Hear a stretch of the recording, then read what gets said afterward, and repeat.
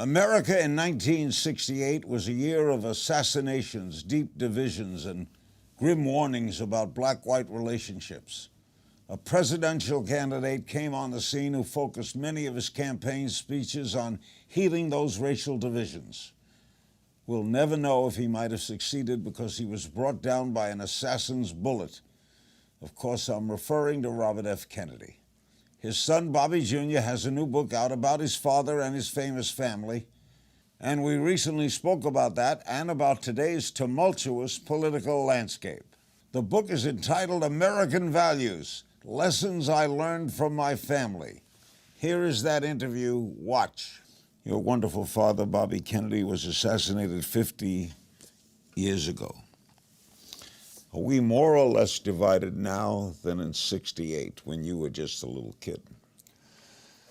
I think the divisions now are more systemic because they're economically rooted. I think one of the big things that has happened to polarize our country is are these giant gaps between rich and poor, the hollowing out, the erosion of the middle class, and then the giant tsunami influx of money into politics. And the effect of that, and it's something that I saw a lot. I spent a lot of my childhood in Latin America. And when I was going there, almost all of those governments were military governments. The societies were characterized by a big gap between rich and poor. And when that happens, the role of one political party becomes to protect the perks and privileges of the wealthy class. And in order to do that, you have to polarize the population. You have to use all of the alchemies of demagoguery to point to people who are the enemies and polarize your society. And so I think, there were issues that divided us in the 60s. There was drugs, there was Vietnam, there was civil rights. But those were genuine disputes about ideology, and they weren't really rooted in class divisions. And I think they become much more intractable when they're rooted in class divisions. Would you say it's worse now? Yeah, I would say it's worse now. You're in such an extraordinary family, the Kennedy family, given so much, been a part of the American scene for so long. Do you think you were raised with an idea of service? Well, some kind of public service, but it was all around us because we were, as I talk about in the book, we were immersed in political campaigns. We were surrounded by people who were all driven by purpose, by a sense of purpose. I made a trip in 1965 with my father to Europe, and we went to France and Germany and Greece and England, and we went to Italy and to Poland, which was then a communist country, where we were disinvited. The government said, "We don't want you here," and we went anyway. And the government blacked out our trip, so there was no mention of it on the news. In fact, when we went to an orphanage with presents for the orphanage, for the orphans, and all the orphans were removed before we got there by the government because they didn't want us to have any contact with the people. But nevertheless, through word of mouth, the knowledge of our presence spread. And when we went to the cathedral in Krakow for Mass, we came out, and there were 250,000 people in the square, in Krakow Square, and many of them had somehow got a hold of these little tiny American flags and were waving them at us. And they were singing, they lifted our car, literally. They sang this song called Sto Lat, which Poles only sung to their most popular heroes and leaders, and had never been sung by a crowd in the communist era. And it was very deliberative. And, I saw those kind of crowds in every country we went to, the communists and the non-communist people. It was very clear to me that people were hungry for our leadership. They recognized America's moral authority. They wanted our leadership. They knew the difference between leadership and bullying. But Kennedys are raised with that. Well, yeah, but what I'm saying is it was all around us, that it was a privilege to lead a purposeful life. And I think, my people say to me a lot, are you doing environmental advocacy because, your father taught you to do service? To me, it's a privilege to be able to live the kind of life I lived and to be in those fistfights every day, to do something, to try to make some benefit in the world. There's another Kennedy on the horizon, your nephew, Joe Kennedy. He's Joe Kennedy III from Massachusetts. He's sometimes mentioned as a dark horse for Speaker of the House. You see that possibility? I have no idea. I haven't even talked to him about if he's interested in it. But, he's a genuine leader. So I wouldn't be surprised about any level of success that he meets with. He's got it. Yeah, he is. He has every gift. Where's your party? The soul of the... We're discussing about that at breakfast today. If your party goes left, you're going to lose. You have to. If your father were alive, he'd be a progressive today, right? He was a progressive then. You're a progressive. Can the progressives win the national election? Don't they have to come together with the center of the Democratic Party? You know what? I'm not smart enough to be able to tell you what the Democrats ought to be doing. I think if there's, I think the success of the party is going to be dependent on whether good leaders who are talking the truth and who are reminding Americans about what this nation is supposed to represent and making us feel like we're all part of one, enterprise rather than driving us apart. I think those, those are issues. I mean, listen, my father ran. He brought people together. Oh, he ran. And that last train ride that I took with him when we brought him from Penn State or from Penn Station in New York to Union Station in Washington D.C. There were 2 million people on the train track, and there were white people and black people and rabbis and priests, and there were nuns, and there were people in military uniform, and there were hippies and tie-dyed, and radical black militant radicals, and every kind of, it was a cross-section of the American people, and they were all people who had participated in his campaign and who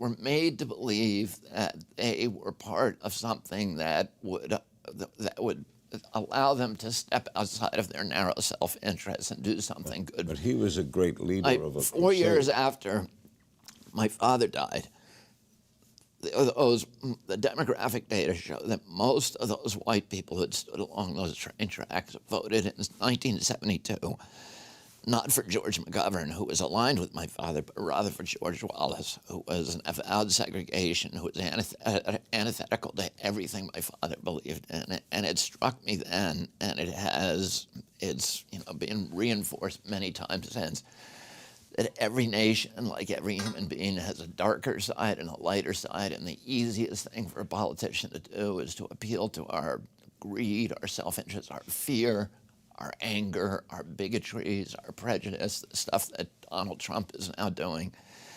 And it's much more difficult, but often more successful, to remind Americans that we can't advance ourselves as a people by leaving our poor brothers and the better nature behind. of our souls. Yeah. You had a 3-hour meeting with the man who killed your father, Sirhan Sirhan. Is that in the book? No. Why did you meet with him? I met with him because I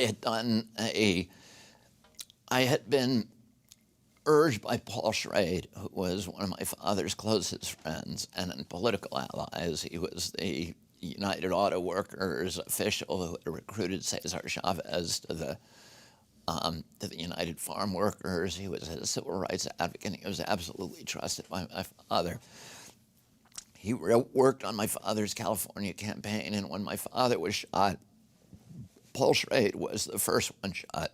He was probably shot by the first of two bullets that were fired by Sirhan toward my father. He was hit in the head, and the bullet was removed from his head. Paul, for many years, has been convinced that Sirhan's bullets never reached my father. My father. You believe there are two shooters? Yeah. Well, and this is, Paul has been trying to get me involved for a decade in this case, and it was hard for me to say no to him. I finally went and spent time with him, and he had me read the autopsy report, which was anybody who reads the autopsy report, there were 77 people in that room.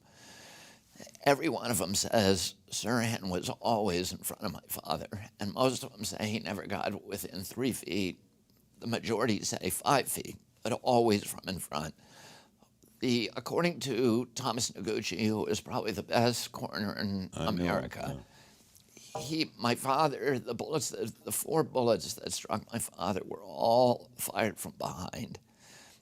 They were contact shots, which means the barrel of the gun was actually touching my father's body when the trigger was pulled.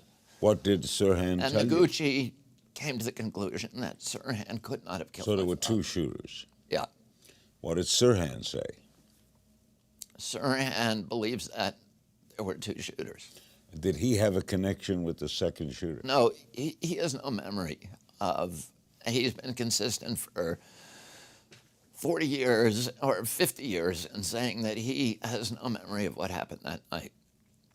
So how did you spend? And most of the people, virtually all the psychiatrists who have examined him have said he's telling the truth. He has no memory. So what did you spend time talking about? I'm not going to talk about the specifics of what I talked about. Can we ever solve that?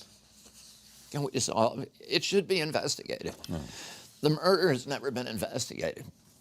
Because Sirhan pled guilty. Sirhan had a lawyer who was a lawyer who represented Johnny Roselli, a mobster who had been involved in the CIA assassination plots, and that attorney had urged Sirhan to plead guilty and to avoid a trial in which his guilt would be disputed. So there was a short sentencing hearing in which the narrative was recited, but nobody ever investigated. Nobody ever looked at the bullets.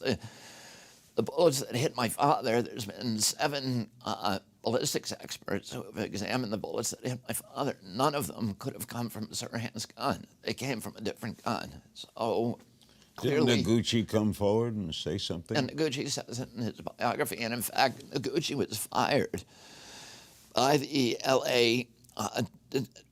District Attorney at that time because he wouldn't toe the line, because he was saying these bullets could not have come from Sirhan's guns.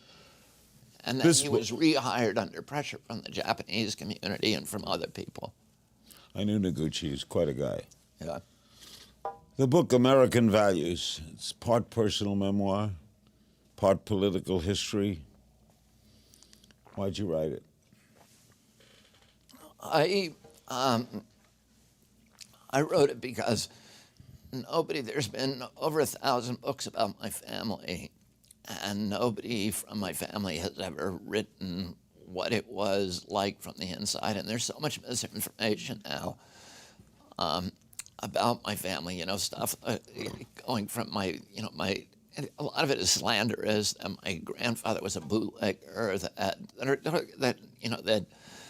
my grandfather had relationships with mobsters that they fixed in the 1960s election, and on and on and on. And those things are so embedded in the psyche on the American political landscapes that people just accept them as true, and none of them have anything to do with the truth. And a part of this, the book is kind of straightening the record out and looking at the facts on those issues. And some of it is just kind of my gift to my children and their 105 Kennedy cousins who are part of our family and part of all the, the gestalt of what it means to be part of our family. And it was my attempt to explain to them our family's role in American history. The last chapter of the book is about your mother, who's 90 now, right? Yeah, she just turned 90. How is Ethel? She's wonderful. She's an amazing woman. I was at the She's wedding. funny and sharp and, a great storyteller. Still up there in Hickory really Hill? Fun. She sold Hickory Hill about 10 years ago. And she now lives in Palm Beach during the winter, and she's at the Cape the autumn, spring, and summer. You praise her, but you also say there were times when her love didn't feel unconditional. I had a tumultuous relationship, which I talk about in the book, with your mother? my mother from the time I was born. And that... Really? Yeah. And when I was young, I couldn't see these really heroic qualities that she has as clearly as I can now. What were you mad at? I was just, I was a rebellious kid.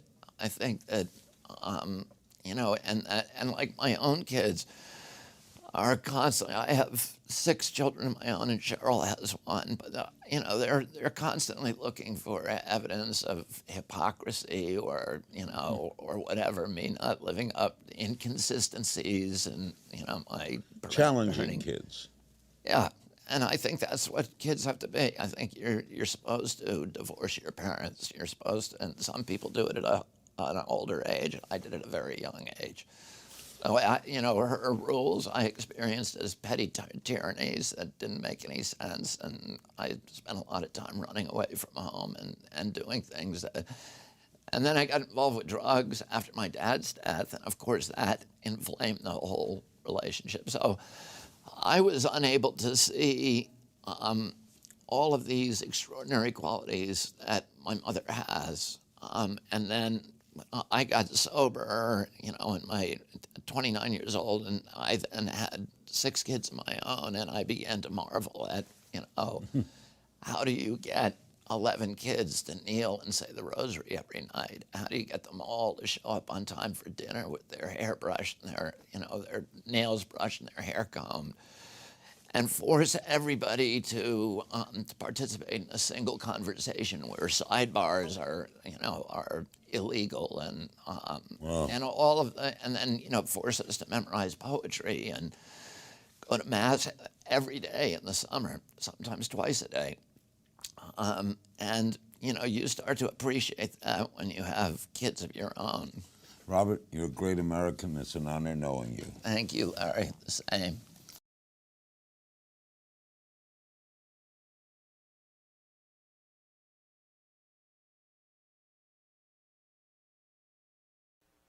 Hello, everyone. Welcome.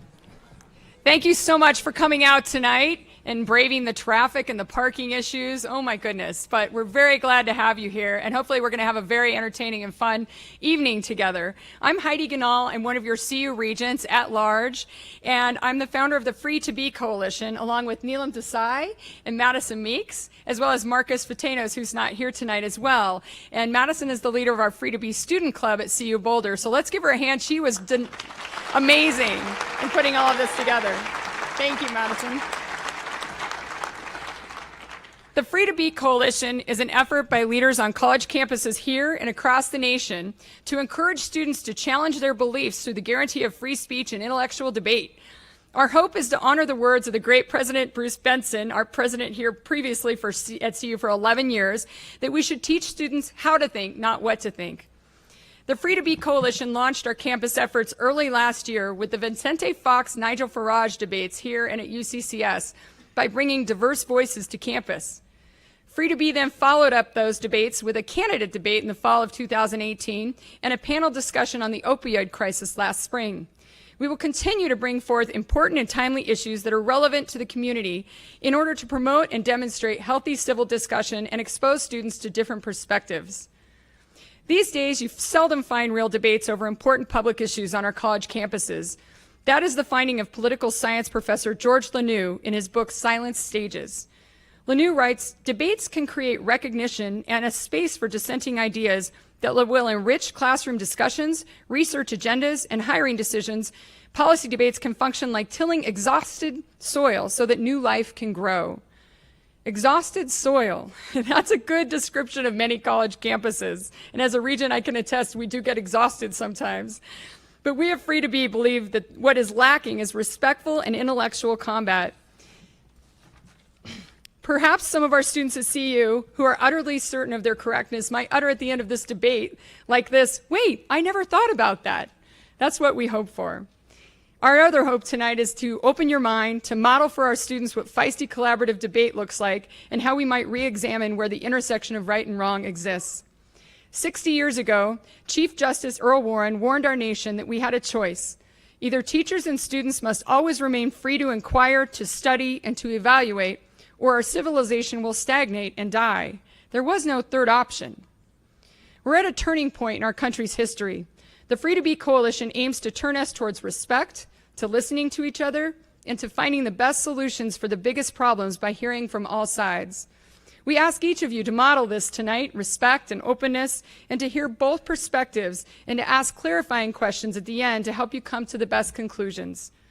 Tonight's discussion will be moderated by Guy Benson, political editor of townhall.com, a regular guest on NPR's All Things Considered, and the host of the nationally syndicated Guy Benson Show, along with Matthew Burgess, assistant professor of environmental studies here at CU Boulder and a member of the Heterodox Academy. Also joining us tonight are Alex Epstein and Robert Kennedy Jr. Sorry, Alex Epstein. Alex, I knew I was going to do that. I'm so sorry. Robert is an agent of change among environmental activists who holds a bold vision for America's future, in which energy independence and sustainable technology revitalize the nation's economy. As president of the board for Waterkeeper Alliance, Kennedy continues to lead the fight against those that pollute the nation's waterways. Robert cemented his reputation as a high-profile activist with the publication of Crimes Against Nature, which called into question the country's environmental policies. He has also been involved with numerous clean tech corporate and venture capital groups. Despite his presentations, it's easy to see why Robert was named one of Rolling Stone magazine's 100 Agents of Change. His expertise is evident and his passion palpable as he outlines the steps we can take to reduce the national debt and increase U.S. economic competitiveness by investing in the development of sustainable technologies. Robert believes it is truly possible to protect the planet and make the world a better place for future generations. Alex Epstein is a philosopher who argues that human flourishing should be the guiding principle of industrial and environmental progress. He founded Center for Industrial Progress in 2011 to offer a positive, pro-human alternative to the green movement. Alex is the author of The Moral Case for Fossil Fuels, a New York Times bestseller, arguing that if we look at the whole picture, human flourishing requires that humanity use more fossil fuels, not less. The book has been widely praised as the most persuasive argument ever for our continuing use of fossil fuels, winning Epstein the Most Original Thinker of 2014 award from the McLaughlin Group. Alex is known for his willingness to debate anyone, anytime, and has publicly debated leading environmentalist organizations such as Greenpeace, the Sierra Club, and 350.org over the morality of fossil fuel use. He has made his moral case for fossil fuels at dozens of campuses, including Harvard, Yale, Stanford, and Duke, his alma mater. I'd like now to bring up all of our speakers and our moderator, Guy Benson, to take the stage and kick our discussion off tonight. Thank you.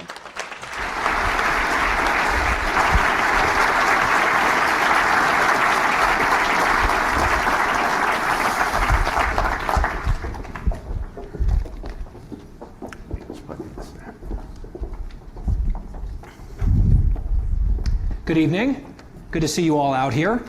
As you just heard, my name is Guy Benson, and I felt like I would just begin by offering a note of transparency. So with my background and what I do for a living, I think it's important for me to say right out of the gate that I am not unbiased. I think it's preferable for people in my line of work, in the media, to disclose where we're coming from rather than pretending to be neutral arbiters if we're not. So I am center-right. I'm a conservative. I'm Trump skeptical, I think you could say. I do political reporting, analysis, and commentary at Fox News and at townhall.com as well. You did hear NPR, All Things Considered. They let me on from time to time, which is nice. I enjoy doing bubble busting exercises, because I think sometimes we're in our own bubbles and that can be unhealthy. And one of the bubble busting exercises that I have enjoyed in the past, I've attended maybe 4 to 5 conferences on world affairs here at CU Boulder, which has been a learning experience. I have sat in this very ballroom on this very stage being outnumbered 4 to 1 on very low-key, uncontroversial issues like guns and abortion. And it was fine. A little hissing and booing never deterred me. But it's always great to be back in Colorado, to be back in Boulder. And I have to say, about 5 weeks ago, I just married a Coloradan. So it's a special treat to be here, although he went to school up the road in Fort Collins. So he was trying to get me to say go Rams. I'm like, no, no, no. It's go Buffs tonight, for sure. I have to ingratiate myself to the crowd. So right school, right conference, let's be clear. On this broader issue, so in my work, I'm a generalist. I am not an expert like either of these guys are. I like to think that I can think things through on my feet and ask fair questions, but I'm not an expert. My overall approach, again, in the interest of transparency, I believe that climate change is real. I believe that humans contribute to climate change very significantly. I believe taking action to combat climate change is morally the correct thing to do and something that we ought to pursue in terms of policy. I am skeptical of some of the government-centric solutions that are sometimes floated, just to put that out there. I'm also skeptical of doing so just as the United States if some of our global competitors don't have the same type of skin in the game. But I think because it is such an important issue, I'm very curious about what the right solutions look like. And I think what's exciting about an event like this tonight, we're not up here debating whether climate change exists. That is not what this debate's going to be. There's no one up here saying, it's a total hoax made up by China. That's funny. It's so true. It's very true. It's not true. So that's not the starting point, right? I think we'll tease this out a little bit, but we have something of a similar starting point. And then the question is, okay, how serious is the problem? What's the timeline? And what is realistic and correct to do about it? So with that, that's not a comprehensive take on what I believe, but I wanted to give you a sense of where I come from. My general goal tonight is to keep the train on the tracks, foster a good conversation, and let each of these gentlemen build their case in a fair way. So what we're going to do is start with opening statements. Each gentleman will have 15 minutes to... 20 minutes. Oh, they told me 15. They changed it. 20 sounds fine to me. I was not going to turn off your microphone, but I'd start like nudging you and then like maybe dousing you with some water, but 20 minutes it is. And then we'll go to some questions from me and then some questions from all of you. Well, maybe some of you. So we'll begin with Mr. Kennedy. Right. I first want to start by apologizing for my voice. I used to have a very, very strong voice. And when I was 42 years old, I got struck by a neurological illness called spasmodic dystonia, and it makes my voice tremble. Usually, when I speak for a while, it flattens out a little and it becomes less painful for people to listen to. So I'm hoping that happens. Some days it's bad, some days it's good. Today is particularly bad. But I'm happy to be here, and the question that was presented, at least on the poster that I read for the first time today, should the government come in and abolish all fossil fuels? And I would have to say that that would not be my approach. I don't think that. I agree with Ben that kind of aggressive government intervention would not have a good outcome, and I don't believe in that. I'm a very market-based person. I spent 35 years representing commercial fishermen who were capitalists and in love with a capitalist system and wanted it to work for them.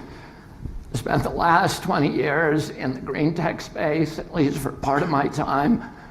I was involved with the construction of the biggest solar thermal plant, the concentrated solar plant in America with one of my companies, and I also, one of my partners, I was a partner in a group that funded Tesla. We were the largest and first funder.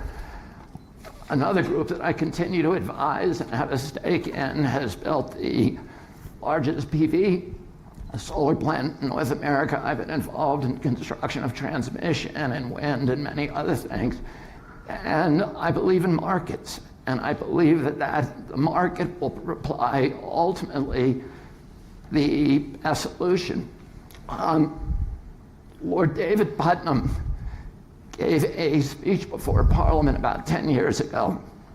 When Parliament was debating, I believe that capitalism, people have asked me for 30 years, what's the best thing that could happen to the environment? And I always said the same thing.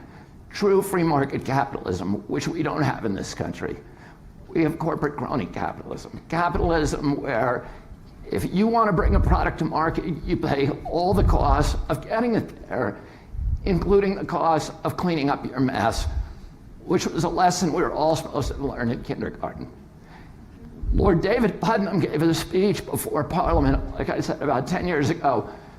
And Parliament was debating a cap and trade system that was designed to impose market discipline on the discharge of carbon. It was a way that was invented by conservatives, cap and trade. It was a way of saying, you're dumping your waste into the public commons, you ought to pay something for it. And something that will incentivize better behavior. That's how market works. And in Parliament, in England, virtually everybody understands the urgency of climate change. Very, very strong support for this law, and they ultimately passed it. There were vested interests in others who said, we have to be careful. We have to move incrementally. We can't move precipitously because it will crater the economy. Lord Putnam gave this wonderful speech where he reminded Parliament that 200 years before, the same body had debated the abolition of the slave trade. And at that time, everybody in England considered slavery a moral abomination, a cataclysm morally. They knew it had to be abolished. But again, people said, we can't do it suddenly because slavery represented 25% of the GNP of Great Britain, and it was the principal source of energy for the entire British Empire, free human labor. And they said, if we abolish it overnight, the economy is going to collapse. After a year of debate, Parliament made the moral choice and abolished slavery literally overnight, the slave trade. And instead of collapsing, the British economy exploded as tens of thousands of entrepreneurs rushed into that space to create new forms of energy, mainly mechanical ones, in an era that we now know as the Industrial Revolution, which was the greatest epic in wealth creation in the history of mankind. And the abolition of slavery had exposed all of these hidden inefficiencies that were associated with free human bondage. Well, today, we don't need to abolish carbon to understand that our deadly addiction to it is the principal drag on American capitalism. The International Monetary Fund, which is not a liberal organization, says that the global subsidies to carbon today are $5.2 trillion. In the United States, we give subsidies to carbon $669 billion a year. That's more than we spend in our defense budget. It's 10 times what we spend on education. These are mature industries. Here, there may be an excuse for subsidizing to jumpstart an industry. These are 100-year-old industries. There's no excuse that any of them should have subsidies. In addition to the direct subsidies, we have all the indirect subsidies, the things that I think Alex say don't exist with global warming, the ice caps melting, the wars, the acidification of the ocean. You know, my house today, my wife just called me before I walked in here, and to tell me that we are under evacuation in California because of the second time in 2 years, I represent, because the fire season lasts 2 months longer than it used to. I represent about 200 people who lost family members in the last fire or property. Yesterday, I was talking about Ben because he lives on Cape Cod too. I have a summer house on Cape Cod, and the public dock, which has been there for 65 years, has been destroyed 2 years in a row for the first time ever. We just got hit by a northeaster. I showed him pictures of that dock. We're all living with it. You know, Alex has a daunting problem, which is, to me, a daunting challenge. He not only has to disagree with 120 years of science. You know, 120 years ago, scientists understood you put carbon in the atmosphere and warms it up.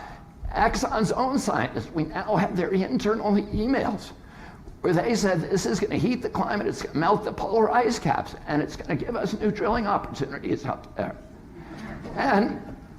But also, the insurance industry, which has its hair on fire, Swiss Re, Munich Re, biggest insurance companies in the world are saying this is the biggest threat to our business model. The military, the CIA, the Pentagon, report after report saying this is the biggest threat multiplier for the 21st century. So, but also just our common sense. He has to convince us not to believe our lying eyes. You know, I've been scuba diving for 60 years.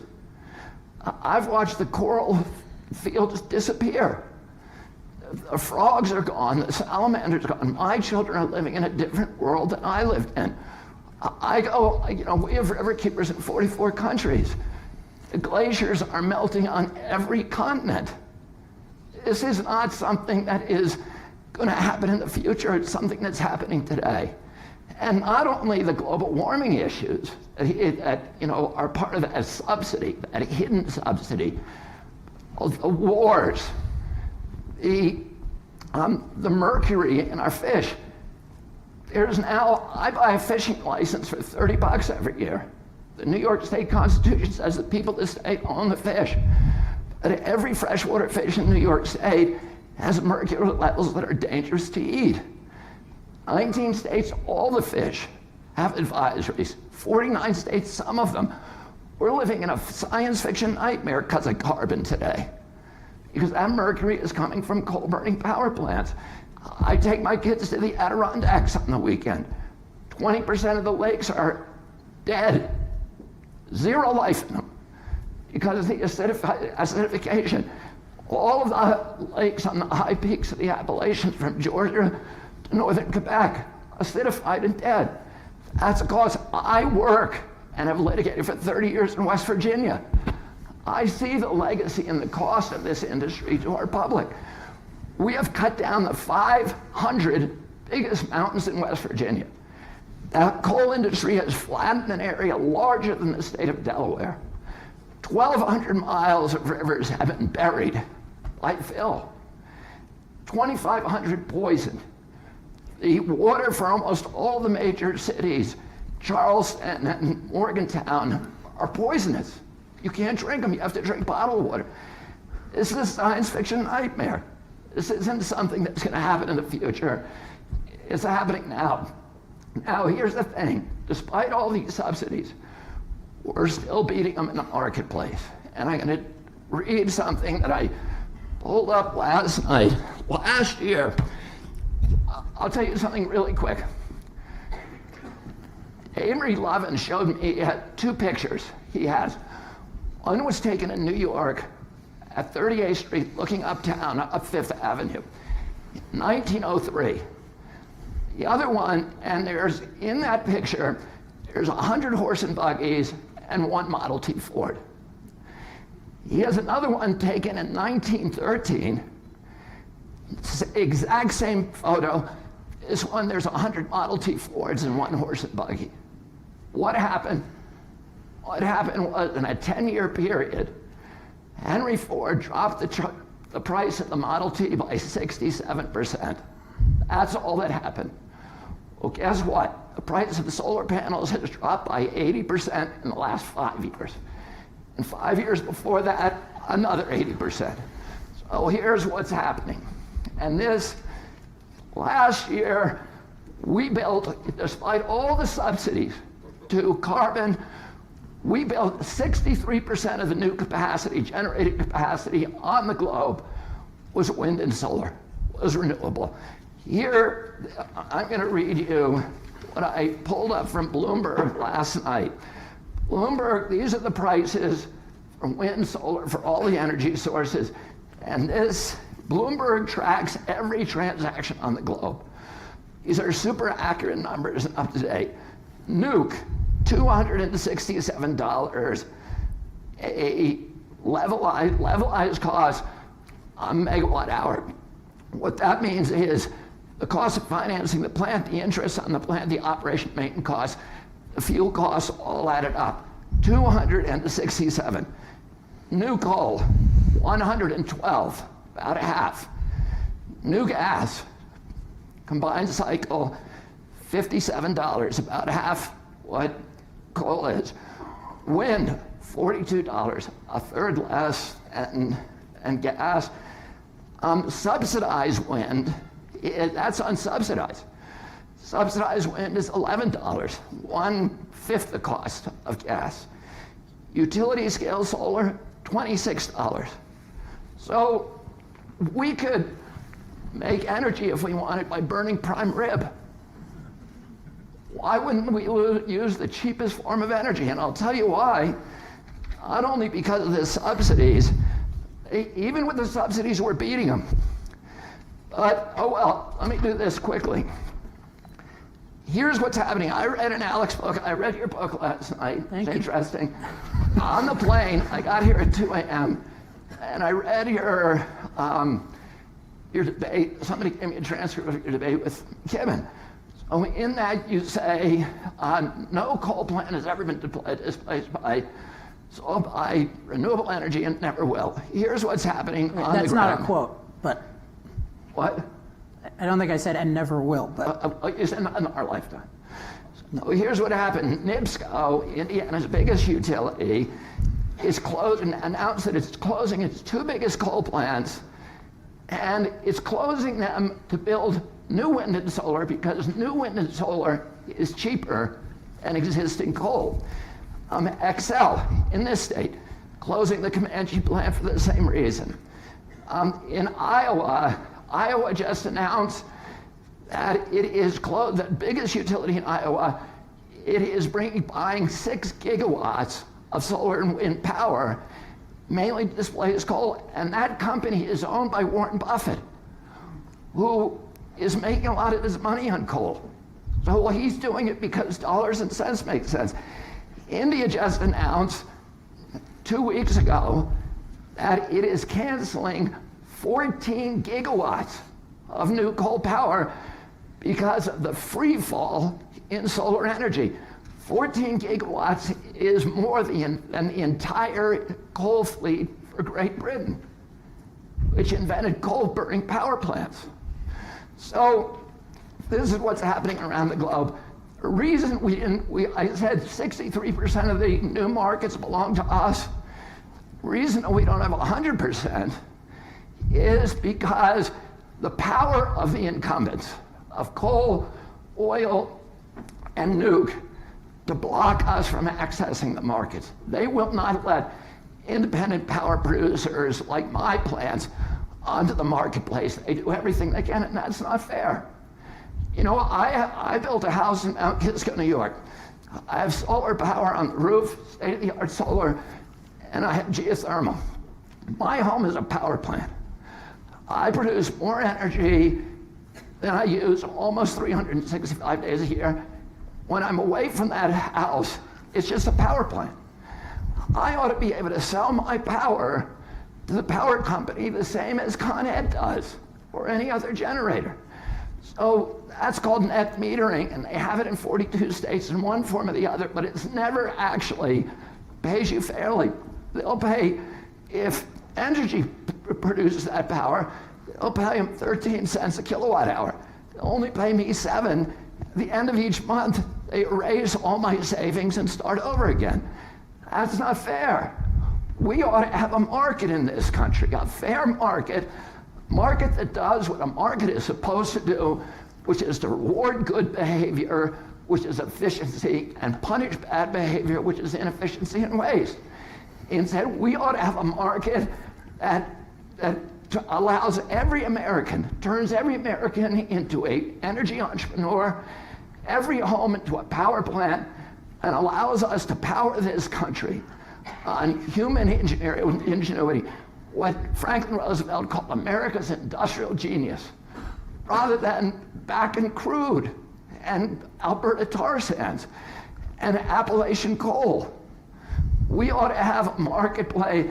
Instead, we have a marketplace that is governed by rules that were written by the incumbents to reward the dirtiest, filthiest, most poisonous, most toxic, most warmongering fuels from hell, rather than the cheap, clean, green, wholesome, and patriotic fuels from heaven. Thank you.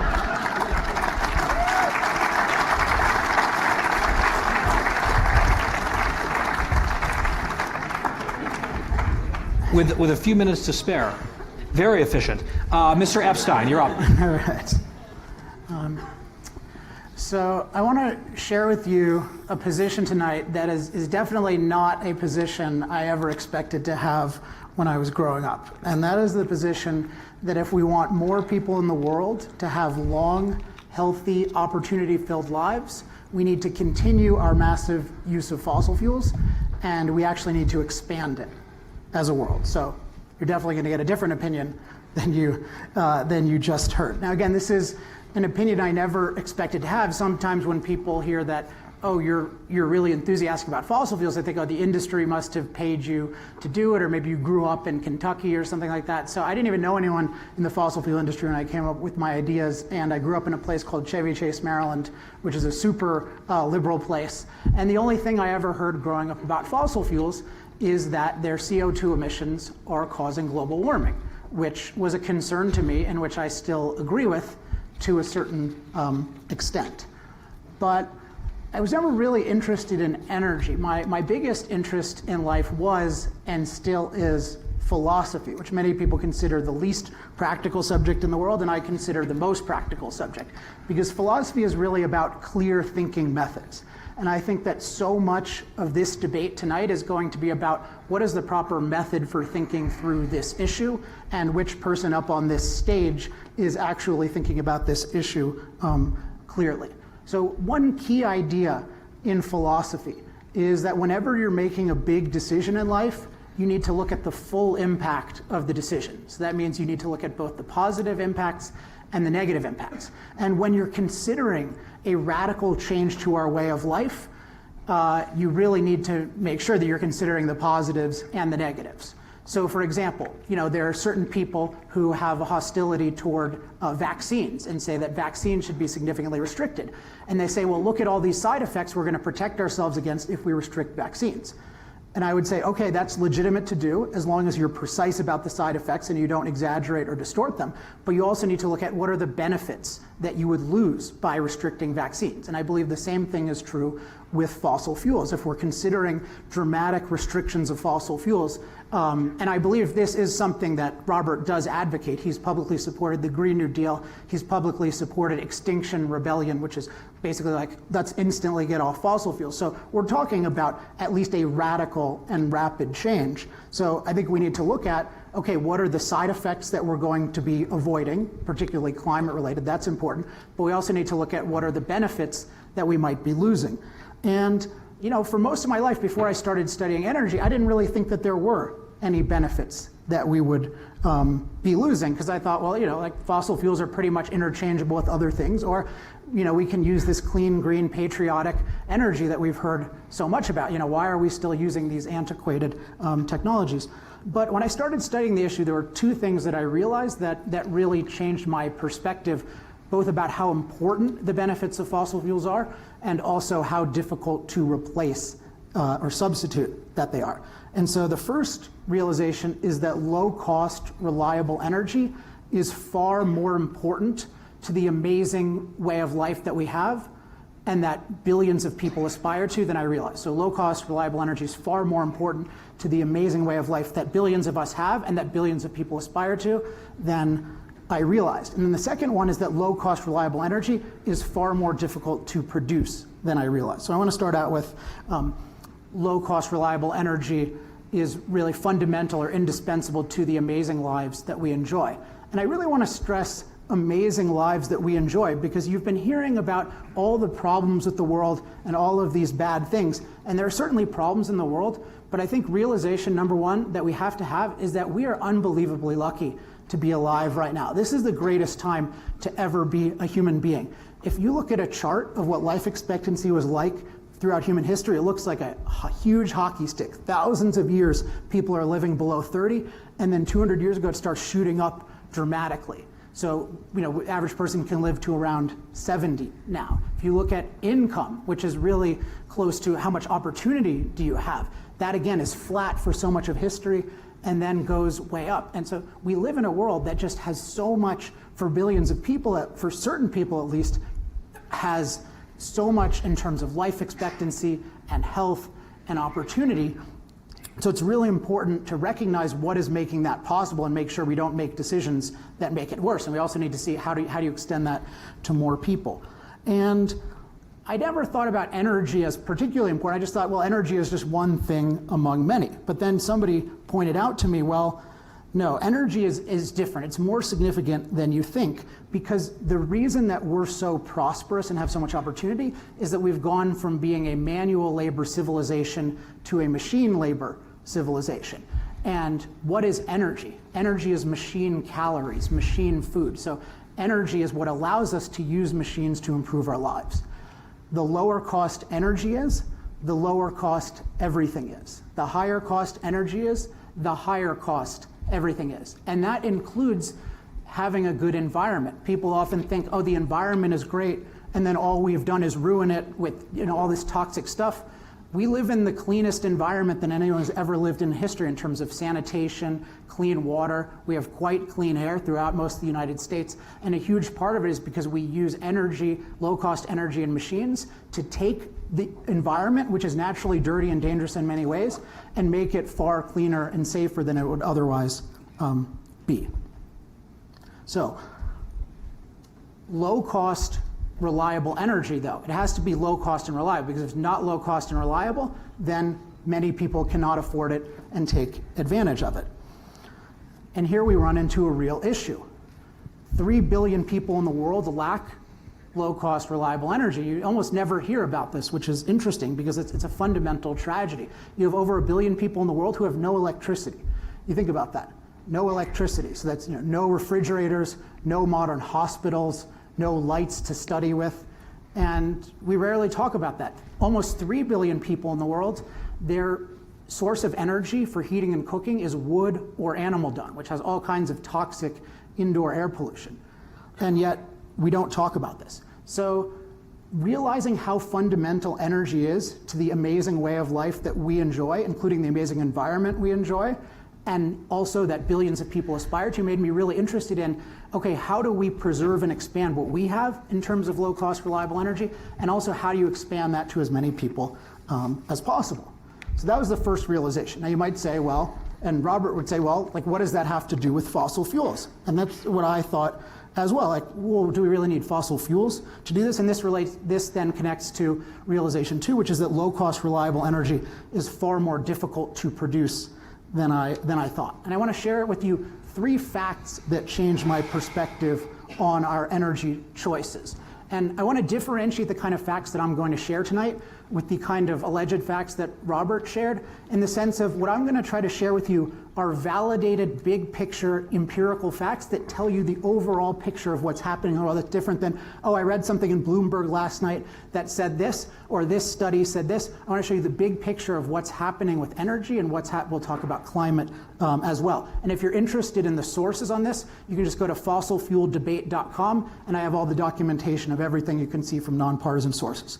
Okay, so fact number 1 is that over the last 200 years, entrepreneurs have tried to produce low-cost, reliable energy using many different fuels, including sun, wind, water, waves, tides, geothermal heat, wood, crops, uranium, thorium, and of course, oil, coal, and gas, the 3 so-called fossil fuels.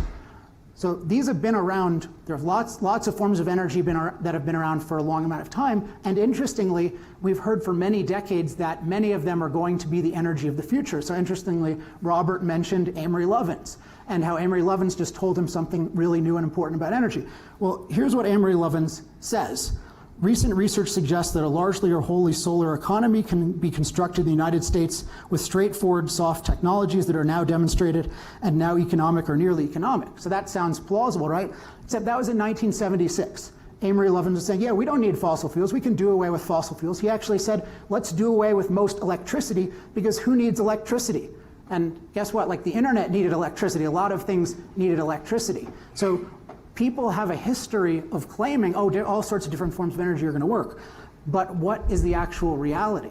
This leads us to fact 2. So despite the existence of many forms of energy production, fossil fuels are the energy of choice over 80% of the time and are also the world's fastest growing energy source. So they're the energy of choice over 80% of the time. They're also the world's fastest growing energy source. Now, how do we reconcile that with what Robert said about solar and wind being the fastest growing energy source? And here I want to highlight a key aspect of looking at the full impact of our decisions, which is that we need to use precision and that we cannot use sloppiness. So there is, in the realm of energy, just a huge amount of distortion and sloppiness about the truth. And one of them involves the word capacity. So capacity is used to mean how much energy could a power plant produce if it worked to its full potential 100% of the time. So for a nuclear plant, that's a pretty, it'll be at 90% capacity. So if you hear the nuclear plant has 100 megawatts of capacity, okay, that basically means 100 megawatts. But for solar and wind, they operate at 30% of capacity because they're dealing with unreliable fuels. So if you're equating something that operates at 30% with something that operates at 90%, that is a distortion. So either you're not aware of that or you're misleading people. But we should not allow this kind of sloppiness and misrepresentation. So what is going on? Why are fossil fuels so dominant? Now, I should say that in terms of promising forms of energy, there have also been 2 prominent forms of energy that have shown some significant potential. And one is hydroelectric energy, which is great in terms of low-cost, reliable electricity. So it's good for electricity. It's not good for heavy-duty transportation fuel, which is what we need for agriculture and for shipping and for so many of the things that make our economy work. But most of all, we need it for food, because agriculture requires heavy-duty transportation energy. But nevertheless, hydro is good. It's limited by the number of hydro locations in the world. Interestingly, who are the biggest opponents of hydro? Not the big bad fossil fuel industry or the big bad, small bad, I guess, Alex Epstein. It is the modern environmental movement, including Robert F. Kennedy Jr. is a major opponent of hydroelectric energy. It's interesting how low-cost, reliable energy from those sources that's carbon-free or very low carbon is opposed by the people who claim to be concerned about carbon. The most promising alternative to fossil fuels in the last 50 years has been nuclear power, because nuclear power, you can build it anywhere. It doesn't do heavy-duty transportation except for like aircraft carriers and submarines, but nevertheless, it's shown amazing potential to actually, in reality, give low-cost, reliable energy to a lot of people. And it was really growing in this country and doing some pretty amazing things until guess what happened?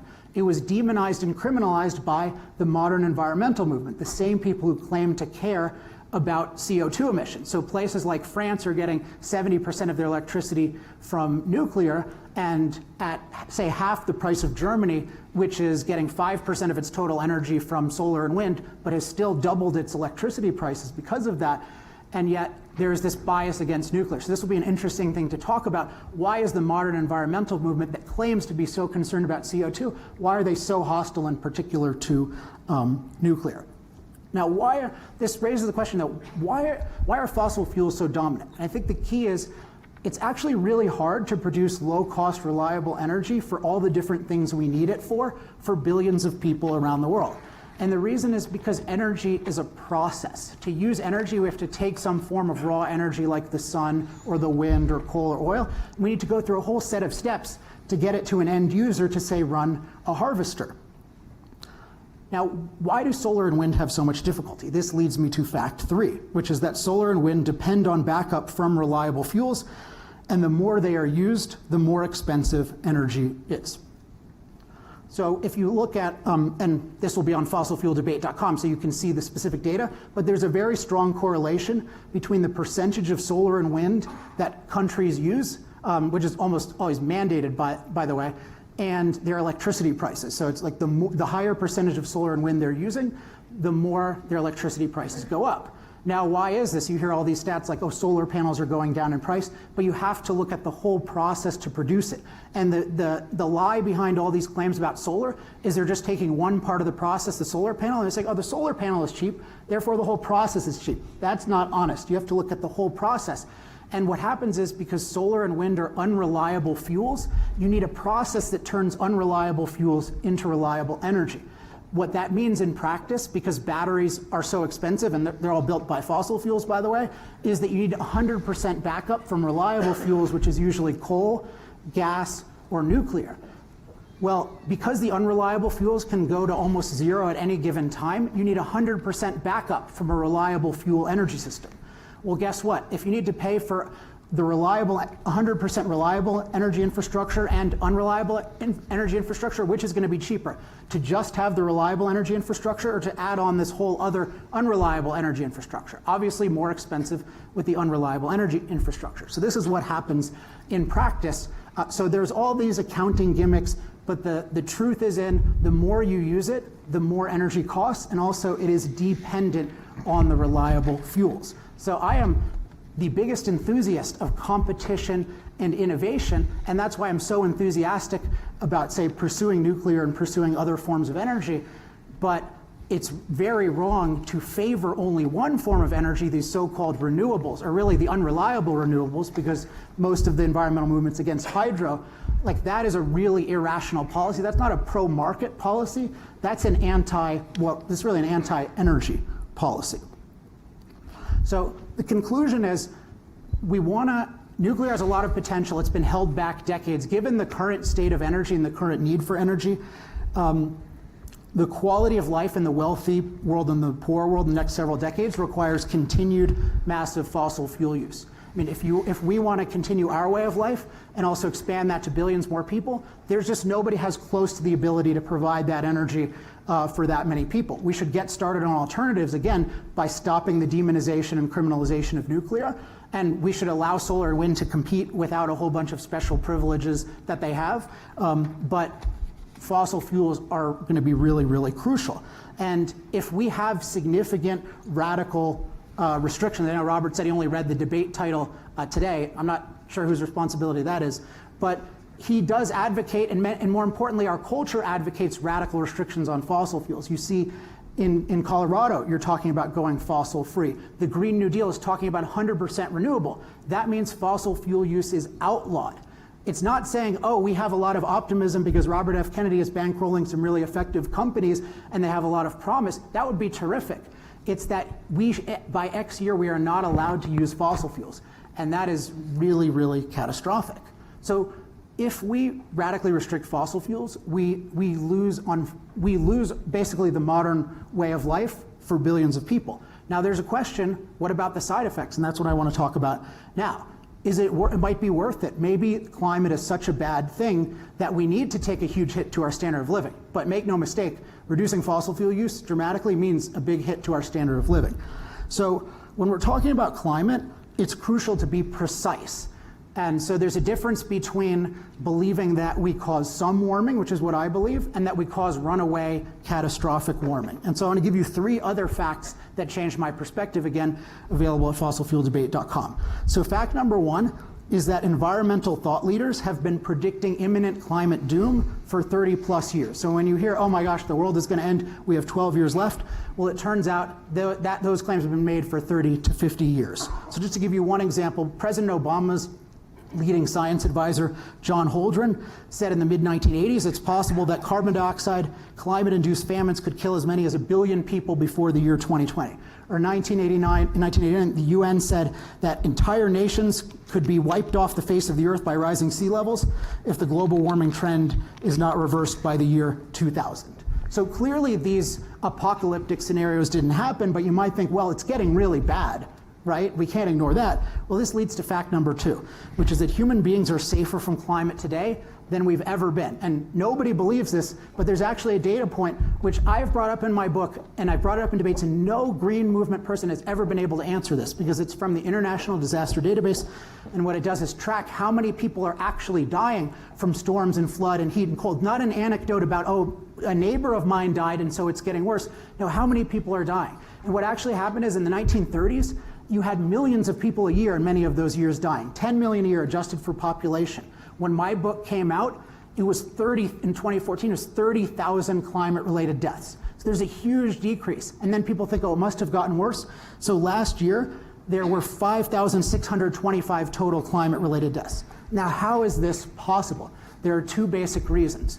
One is that the people who are predicting doom, they ignore the fact that low-cost, reliable energy from fossil fuels and the industrial civilization they power protects us from climate dramatically. Climate is not naturally safe and we make it dangerous. It's naturally dangerous and we make it safe. So what we've done is we've made our climate far safer by having this amazing fossil-fueled civilization.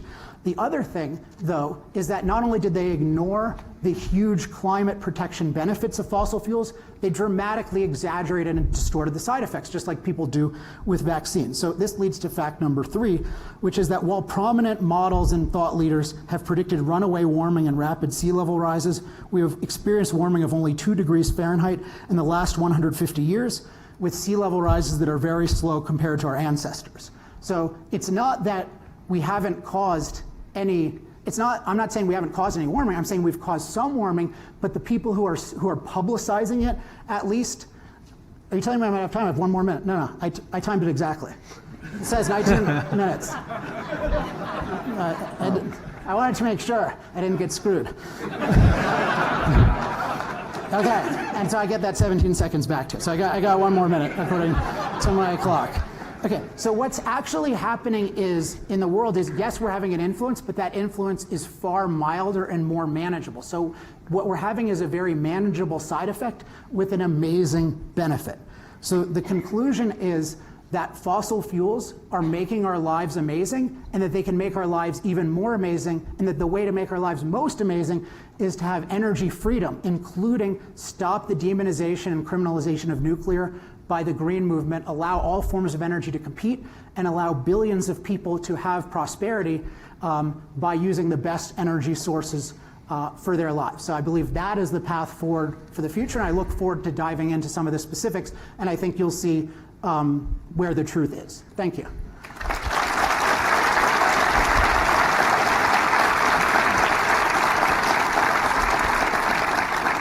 And the gentleman yields back the remaining 3.72 seconds of his time as he was calculating. So I want to start, before we get into some of the significant substance that we just heard about and some of those disagreements. I did some of my throat clearing myself earlier about my own vantage point on some of this, my own job. There are elephants in the room, so as we prepared for this event, I went online to read some of the comments about this event before it happened. It's always an uplifting and edifying experience reading online comments. And there were some themes that came up from time to time, and I thought it's important to at least address them and acknowledge them out of the gate, and then we can move to substance. So for Mr. Epstein, there were a lot of people who were going along the lines of saying you really shouldn't have a platform on an issue this serious because you are a science denier, right? So Rolling Stone listed you among the climate change denier elite a number of years ago. You've been quoted praising the oil industry as producing the lifeblood of civilization. I think you agree with that, but I think a lot of people blanch at that type of framing. Your critics, as I said, call you a science denier, say that you have personally profited from or gotten money from or been funded by big oil, big coal, Koch brothers. They note that you cheered the since ousted EPA Administrator Scott Pruitt as heroic early on in the Trump administration. So when you hear people try to disqualify you, because that's a lot of what our, and this is for both sides, a lot of our political debates these days are trying to disqualify the other person out of the gate so we don't really get into the substance. It's sort of part of cancel culture and the deplatforming movement. When people say to you that it's problematic that you have a personal financial stake in undermining science or undermining sound public policy. What's your response to those critiques? Yeah, so I think that there are two important criticisms here. So one is the science denier criticism, and the other is the shill criticism. And they're somewhat related, but I think they're different. So the science denier position is just somebody is saying your position is somehow anti-science. And so I tried to explain that earlier in terms of, no, my position is very pro, look at the science as precisely as possible and integrate it so that we understand the full impact of different choices. So, like, just as like if you're looking at vaccines, you need to look at the science about the side effects and the science about the benefits. So with fossil fuels, you need to look very precisely at the science about the side effects, the science about the benefits, and that includes things like not exaggerating, not distorting things, not like that capacity fallacy, not equating mild warming with catastrophic warming, not saying 97% of scientists agree with catastrophic warming when they only agreed with mild warming. Like, these kinds of things are really important. So I regard myself as a science lover and somebody who really respects science and its proper role. In terms of the funding thing, I should say that although I don't get funding from the industry, I think that people involved in the industry should speak up a lot more. People, being funded from the industry, what does that mean? I mean, that just means that they're producing energy and we're buying it. And I think we should absolutely hear from those people, and I wish we would hear more from them. My own background, as I said, is I came to this issue from totally outside the industry. I didn't even know anyone in the industry. But what I did do is I wanted to build a business in terms of promoting my ideas. And so I decided the way to do it was I wanted full independence, as much independence as I could get. So I didn't do the conventional nonprofit where you raise money from different people and they have some kind of influence. I decided to do a for-profit business where basically I charge people for my ideas. So like I'll come to a place like this and say, well, you can pay me for my ideas. And the thing that I do with different industries, but particularly mostly the fossil fuel industry, as I say, in cases where I agree with you on policy, if you pay me, I'll help you get better messaging. But my goal is to help them use my ideas effectively. So it's the opposite of they're paying me to say what they think. No, they're paying me to tell them what they should say. And that's something I'm really proud of. And I think if you grasp the arguments that I've made today and the evidence that I've given, I think the fossil fuel industry is an amazing benefactor of human life. Certainly there are plenty of mistakes and plenty of individual bad people. But of course I'm proud to be associated with the industry. And I would be proud to be funded by them in the conventional sense. I just happen not to be. Okay, and Mr. Kennedy, you frequently appeal to the authority of science, as we heard in your initial presentation, and yet, quite controversially, as Alex has alluded to a few times, you've engaged in what critics call anti-vax conspiracies. Those critics include several prominent members of your own family, who publicly condemned you on this subject in May, calling you, quote, tragically wrong in a Politico op-ed, which also accused you of helping to, quote, spread dangerous misinformation over social media and being, quote, complicit in sowing distrust of the science behind vaccines. Others note that you have a large personal carbon footprint relative to most people on the planet. What's your response when people suggest that your commitment to science is perhaps selective and that your lifestyle could be hypocritical? Well, let me first answer the question that you asked him about whether people should be able to censor him because, Alex, because they don't like what he says. I'm offended by that. I think any American should be offended by it. I don't agree with him, but he has a right to make his argument, and we ought to be able to process those arguments in the market of debate, and it's anti-American, it's anti-democratic. Democracies don't work unless you have free flow of information. I don't agree with a lot of the things that have been happening on the campuses where people are shutting down speakers because they're controversial. He has a right to make his point. And I would defend that right till, to the end, because that's what we do in this country.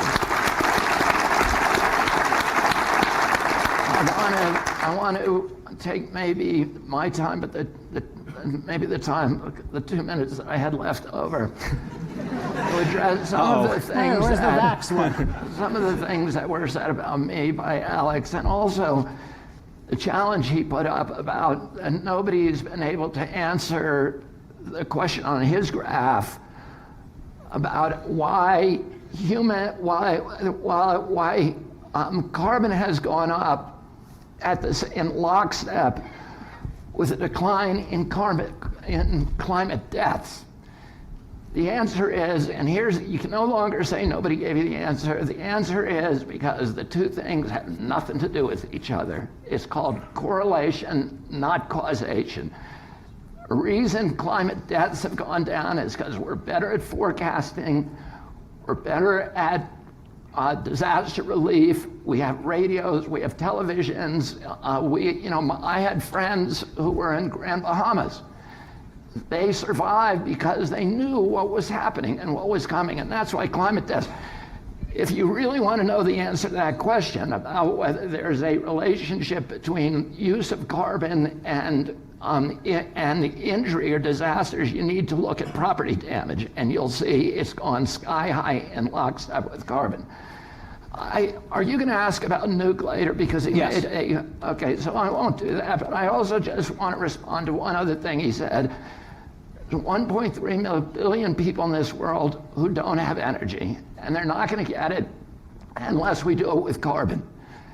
That's exactly the opposite of true. Those are people who were left behind by the carbon economy. These are the people that I deal with in my work. They're people in remote areas who will never get carbon because you can't build a pipeline to them. Nobody's going to do it. You can build a road, and then you can give them an oil boiler, and you have to ship oil to them, and nobody's going to do it because they have no money. The solution for them is solar panels and distributed power. It's not carbon. It would be a terrible, terrible investment for us to invest in carbon. Now I'll talk about vaccines.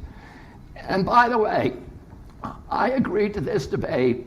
I would love it if somebody would debate me on the subject of vaccines. And since it seems to be a great interest of yours, I challenge you to debate me on it. And I'm going to tell you just what my position is. And my position is not anti-science. My position is exactly aligned with the National Academy of Science and the Institute of Medicine. People don't know my position because people call me an anti-vaxxer, but I'm not. I'm pro-vaccine. I had all my children vaccinated. I believe the vaccine should be tested, safety tested. People don't know.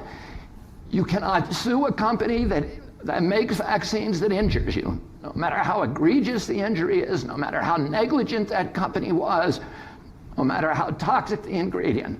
Furthermore, they're completely insulated, so there's no incentive for them to make vaccines safe.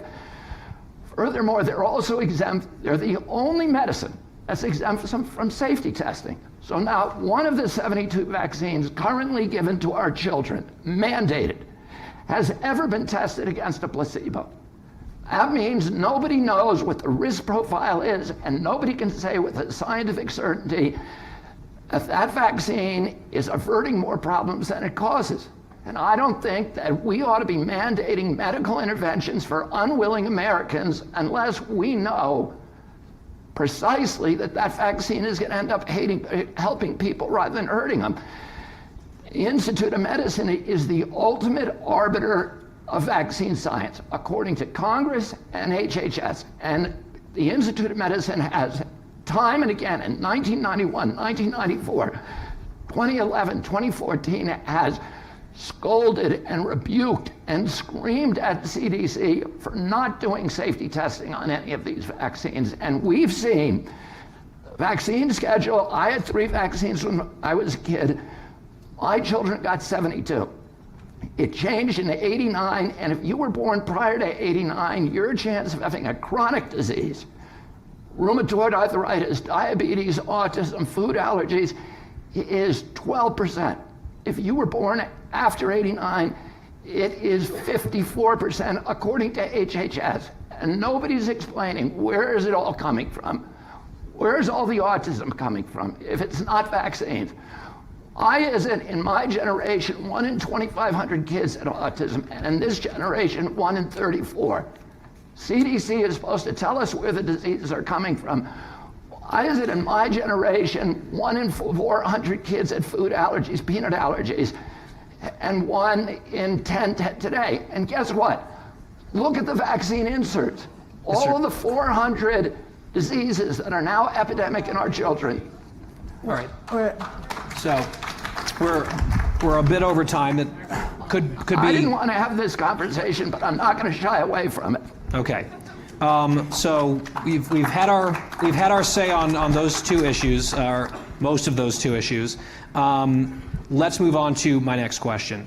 It seems clear, based on both of your passion, that you are concerned about the well-being of all people on this planet, and particularly the world's indigent populations.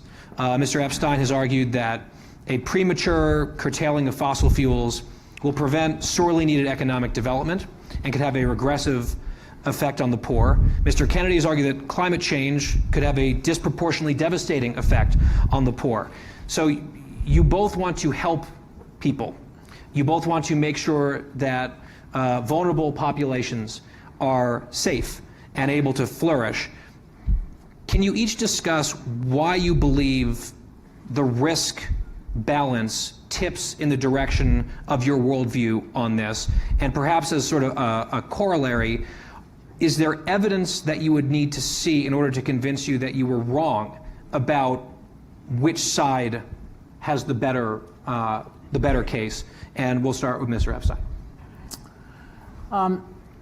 Sorry, I don't want to keep going to this, but the vaccine thing, I want to just make clear on my position on the vaccines. No. My position is it's a model. I did not say anything about Robert's specific view of vaccines. I'm interested in his view, but it's not an expertise. I'm bringing up vaccines as a model of we need to look at the full impact of things with precision. So he's claiming to be doing that. I have suspicions about that. I'm certain he's not doing it with energy, but that was a model. It's not to say I want to have Let's debate it. Agree to debate me. No, because I don't have specific knowledge about well, then vaccines. Stop attacking me. I was not attacking. No, I just said I'm attacking you for distorting let's have a energy. Debate on it, or no, we're having a debate on energy, which you are distorting, as I've demonstrated and will continue to demonstrate. Okay, so let's go to the subject. Thank you, audience advisor. Okay, so let's. Okay, I'll give you a check from Big Oil, my best friend.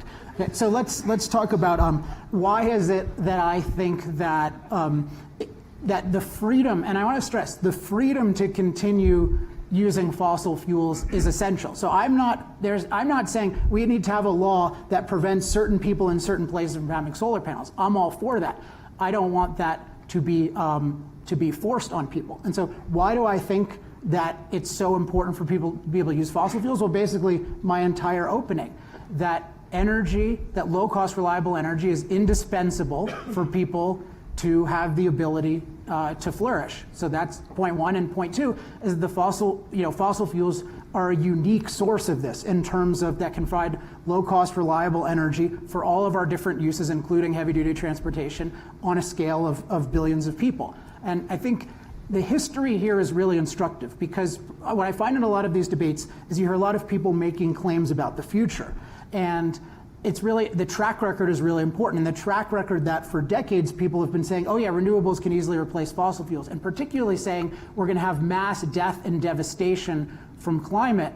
And then the fact that actually fossil fuels were by far the most effective way to get a lot of energy for a lot of people, and that devastation hasn't happened in part because people empowered by fossil fuels protected themselves more against climate. That's very, very relevant. And so if you look at let's look at just China and India, like a combined almost 2.5 billion people, where you've had quintupling or more of fossil fuel use in the last 40 years and life expectancy increases of at least 7 years. So you think about 2.5 billion people have industrialized using fossil fuels and extended their lives by at least 7 years.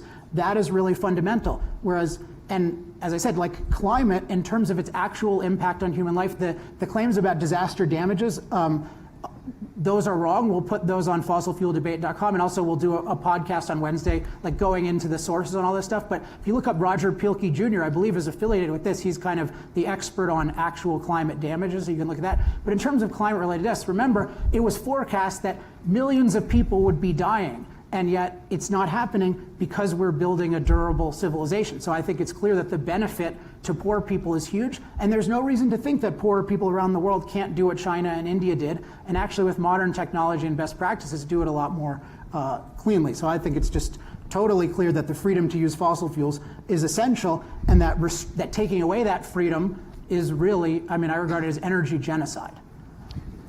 Your response to that?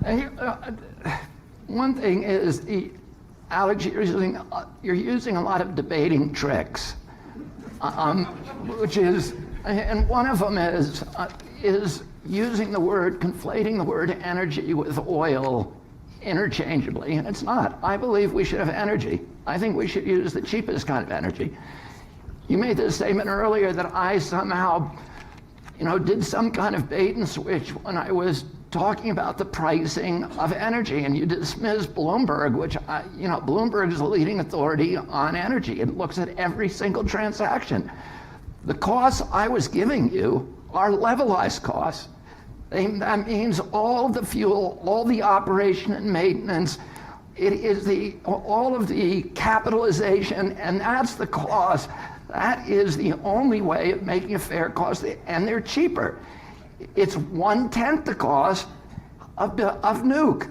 So why wouldn't we, isn't it better for poor people if we use the cheapest energy? Doesn't it mean we can get to more poor people? I want to say this. I work with poor communities. I see what happens, what we call the oil curse. If you have oil, I just came from Cancer Alley. There's 1 million people between Baton Rouge and New Orleans who have poisoned water.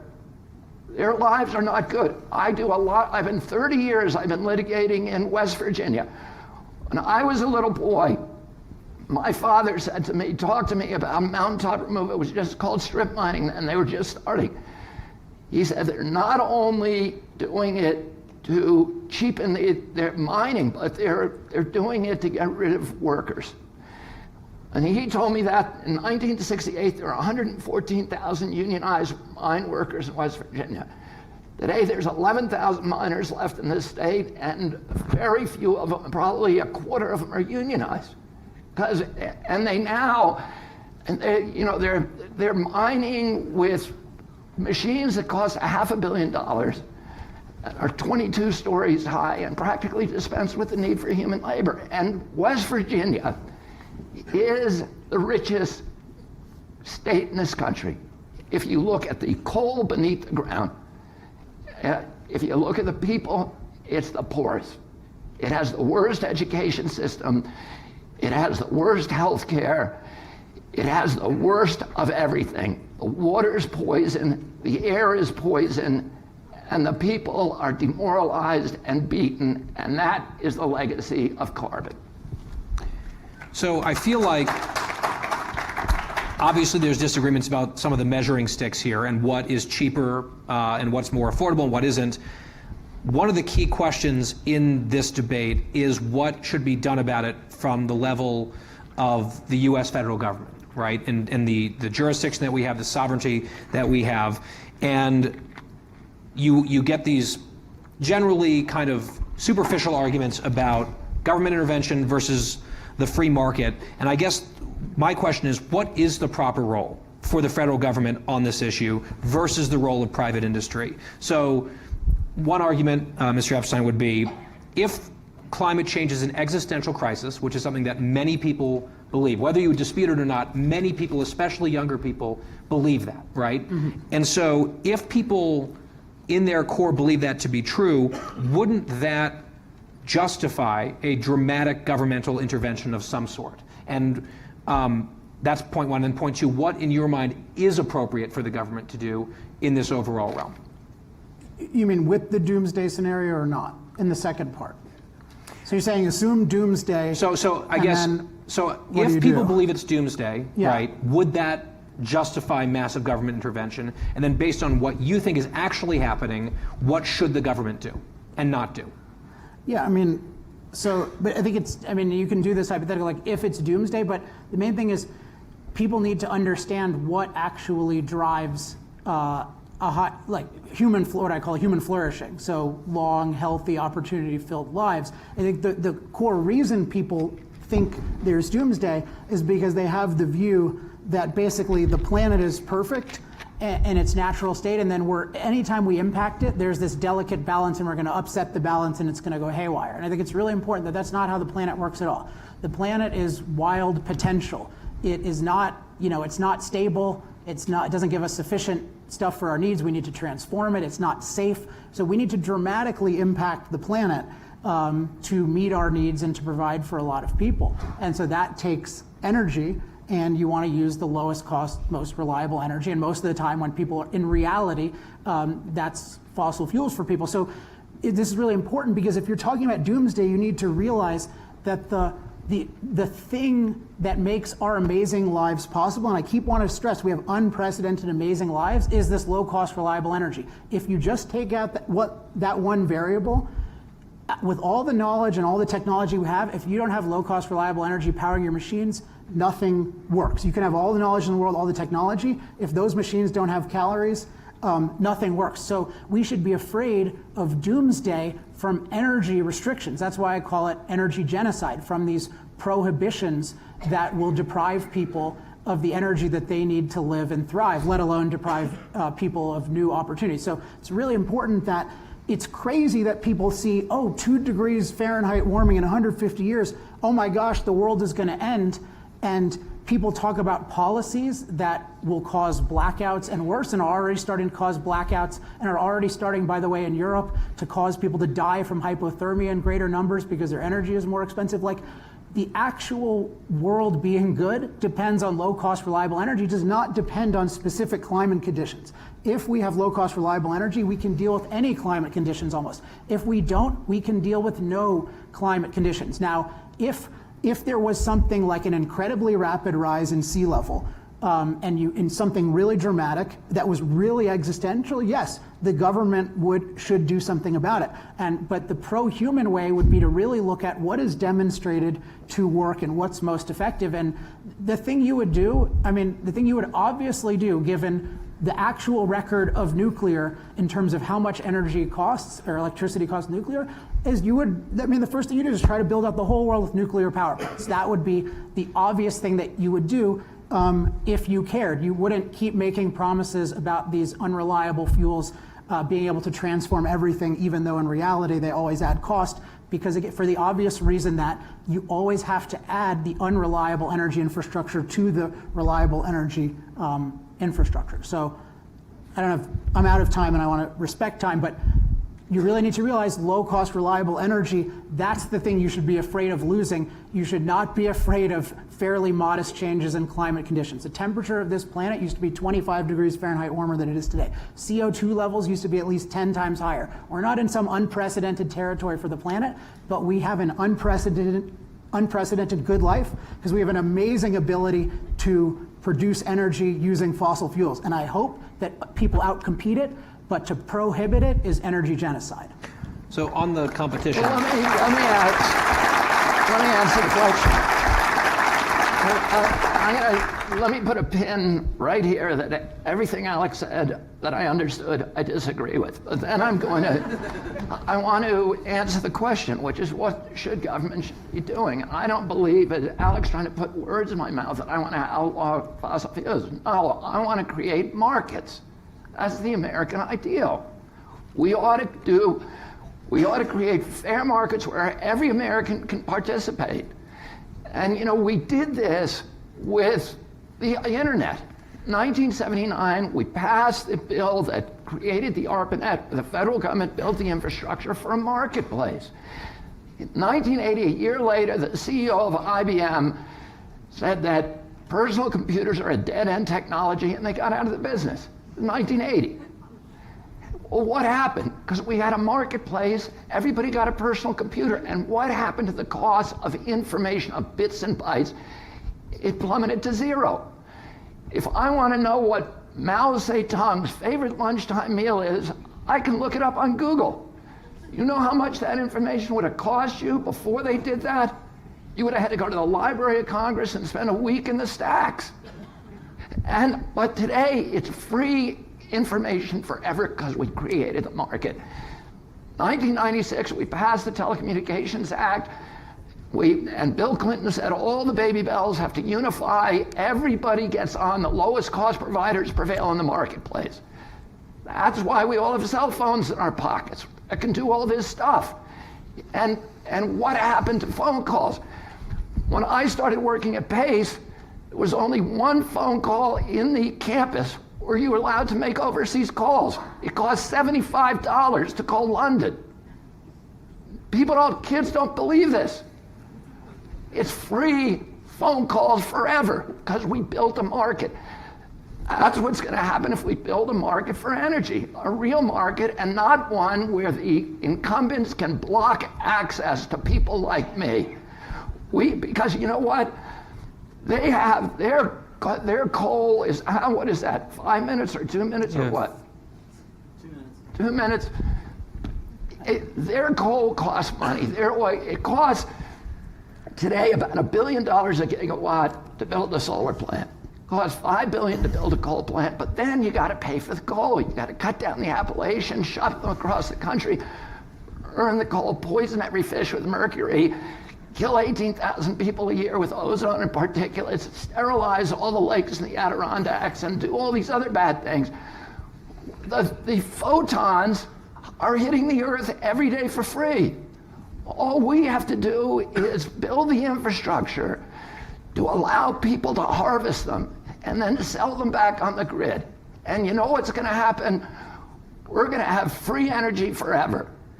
And we have the best solar energy in the world in this country. The Scientific American said if we put solar panels on an area 75 miles by 75 miles in the desert Southwest, we produce 3 times the amount of energy that for the entire North American grid. We have more wind. We're the Saudi Arabia of wind. We have enough wind in Montana, harnessable wind, Texas and North Dakota, to power the entire American grid. So all we need to do is build the marketplace, and then we get free energy forever because there's no fuel costs. And what happens? Then it releases the energy of our country. It's like a permanent tax break for every business and every American, and it democratizes the grid. Rather than concentrating that power and making a few billionaires and impoverishing the rest of us. So I think the idea of creating the marketplace and allowing true competition, that speaks my language, right? That's something that's very compelling to me. I guess part of the question is, when you look at policy proposals like the Green New Deal, for example, we didn't get this amazing explosion of cell phone technology, cellular technology, by outlawing payphones, right? We didn't outlaw typewriters to have computers advance massively. Right. Green New Deal. And I disagree with that approach. I think we ought to have markets. So you think the Green New Deal, you don't support the Green New Deal? There's probably parts of it that I support. Putting a price on if you need to discharge a pollutant like carbon, you ought to pay a price for it. And so that, I believe we need to get rid of externalities. Alex doesn't seem to know what an externality is, because he thinks this is cheap energy, that, coal is 11 cents a kilowatt, it's the cheapest. You're paying for the coal roads and the mercuries and the wars and all this other stuff out of your other pocket. It's just coming out of your income tax. You're not paying it at the pump. It's coming out of you're still paying it. So let's go there. I want you to respond to that, and also I'm going to throw in one extra question of my own, which is this. One of the words that you keep using is reliable when talking about energy sources, and Robert has mentioned the major advances in solar technology. It seems to me that the sun is quite reliable, and I wonder, is that something when we talk about expanding our capability technologically, is solar something that you think has a high ceiling to eventually replace perhaps carbon? Okay, but I have 3 minutes. These are 2 big questions. I mean, are we relying on the sun right now? Like, what do you mean? I mean, reliable means. So it'll be back in a few hours, and we know when it'll be. Okay, let me deal with that one quickly, since I think it's pretty straightforward, and then remind me of the other. Oh, I want to deal with the externalities, because that's much more substantive issue. When I say reliable, it means reliable for your purposes. So modern life that has been created mostly by fossil fuels is we are used to and have built our lives around having low-cost energy on demand so that we can use amazing machines to improve our lives at all times. Like if you want to run an incubator for a baby, you want to be able to do it all the time. You want to be able to turn the lights on anytime. You want to be able to have a respirator work anytime. So when you have a stored fuel, then you can rely on it for on-demand energy. When you have an intermittent flow, you can rely that it'll be there sometimes, but it'll mostly not be there when you need it. And then there's this question of backup. And so I've discussed that, and I've discussed how that's the key to why it always jacks up the price and why it's dependent and why it doesn't actually work in practice very well. In terms of, so there's a question of like, does it have a high ceiling? I think the highest ceiling is going to be from nuclear, just because nuclear is so naturally concentrated a form of energy. Solar is always limited because it's very dilute. You need a lot of space to harness it.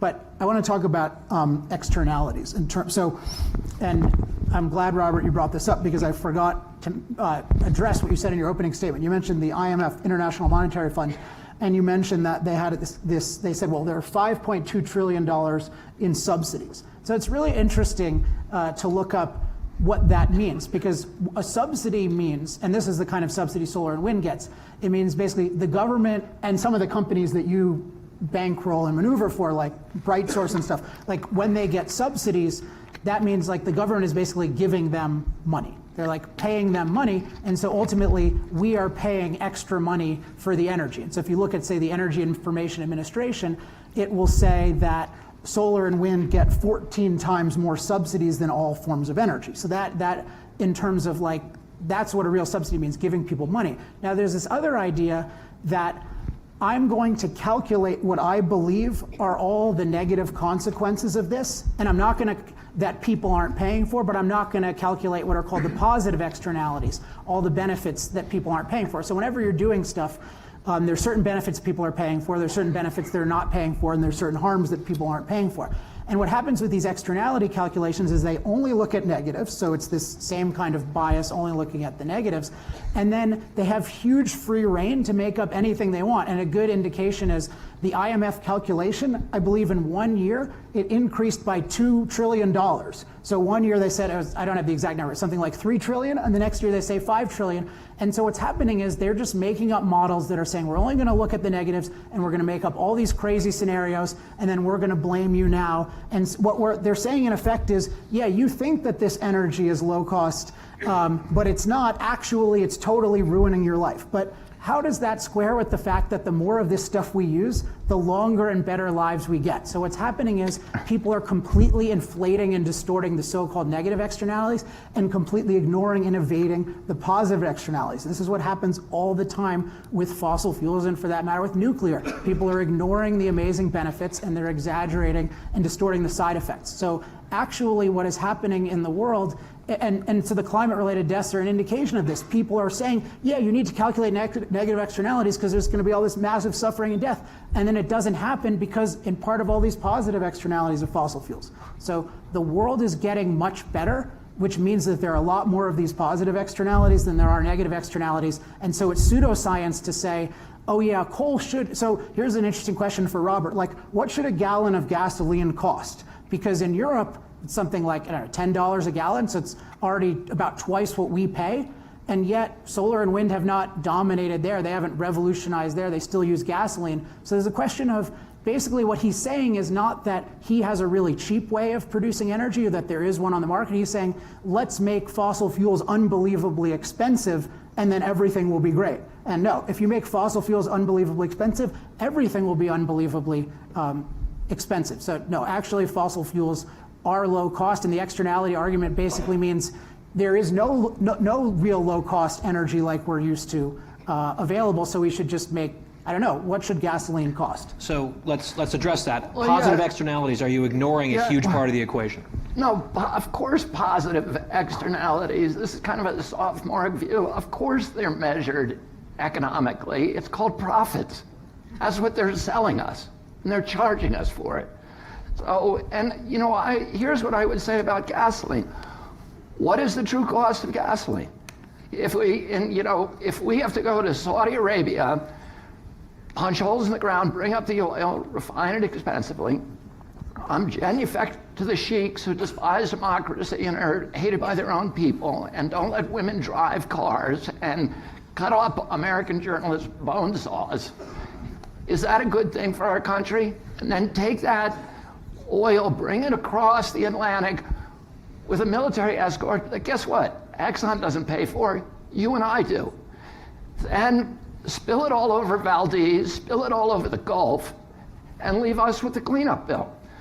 And burn the oil, produce ozone particulates and benzene, toluene, and xylene that cost our healthcare system and respiratory and cardiac illnesses every year $365 billion. So, and then get in periodic wars. The last one we got in cost $3 trillion. That's part of the cost of oil. When the World Trade Center came down, that's part of the cost of oil, because we put our troops in Saudi Arabia to protect their oil wells. Why would we do that? Why is America doing that? Shouldn't we be making our own energy right here where we've got a huge abundance of it and taking that money and putting it in schools? We ought to have a price of gasoline. We ought to have a price of gasoline at the pump that reflects all that cost. We're paying for $200 million, $200 billion a year to protect the infrastructure in the Gulf of Hormuz. Why are we doing that? We're not even using that oil anymore, but it's important to our oil companies to do that because of what it does to the international price. What if we just got off of oil? And so what would happen? If you did add all those costs of oil, yeah, gasoline price at the pump would go up to $12.50. What would happen? We'd all be driving electric cars because the market would be sending us appropriate signals. And that's what you want. You want, if markets are going to work, if you give somebody a subsidy, it distorts the marketplace and people don't get the appropriate signals and they act irrationally. And if you want to maximize wealth for a nation, you have true free markets with no subsidies and no externalities, and that's what we ought to be making the American ideal, and we ought to be spending that money not on wars in the Gulf, but on building schools for our children and police and hospitals and making this the best country in the world, and not sending all of our money and our treasure over there and then bringing home our young boys in caskets. That's part of the cost of oil. And so, Alex, on that point, it's a powerful argument that people hear, and we do have significant financial interests over there, and there are conflicts in that region, obviously, and have been for quite some time. There has been a pretty big boom here at home when it comes to natural gas, for example.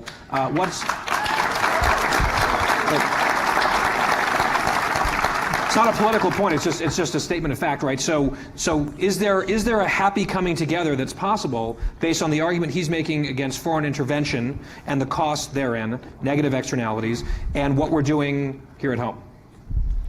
Yeah, I mean, I thought for a second he was going to say, "Oh, well, yeah, let's liberate domestic oil production." Yes.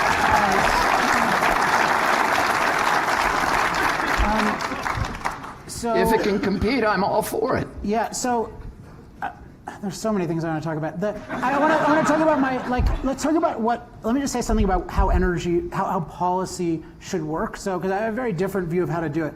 And I think the externalities way of the externalities way of doing it is that Robert or whomever Robert designates can arbitrarily say, yeah, I think, first of all, this idea there are no positive externalities except for profits, that's just nonsense. I don't know where that came from, but there's so many things to say. So just to take a positive externality, what's the positive externality of low-cost, reliable energy in the 1970s and 80s, mostly from coal, making possible the internet, which you gave a nice tribute to earlier? Nobody paid the coal companies to free up the time and to give the opportunity to create the internet, and yet the abundance of time and the availability of electricity, that led to amazing innovation. So one of the great things about low-cost, reliable energy is not just that it allows you to use machines more effectively directly, but it frees up an amazing amount of time to innovate. So much of the innovation that we have in the world is based on low-cost, reliable energy, and we owe a huge thank you to these alleged destroyers of the earth who freed up this amazing time and gave us these amazing lives to create something like the internet. Now, Robert's, I don't know if it's a friend, but ally, Amory Lovins, I should say again, in the 1970s was saying we can replace fossil fuels with nuclear. No, I'm sorry, he was anti-nuclear as well.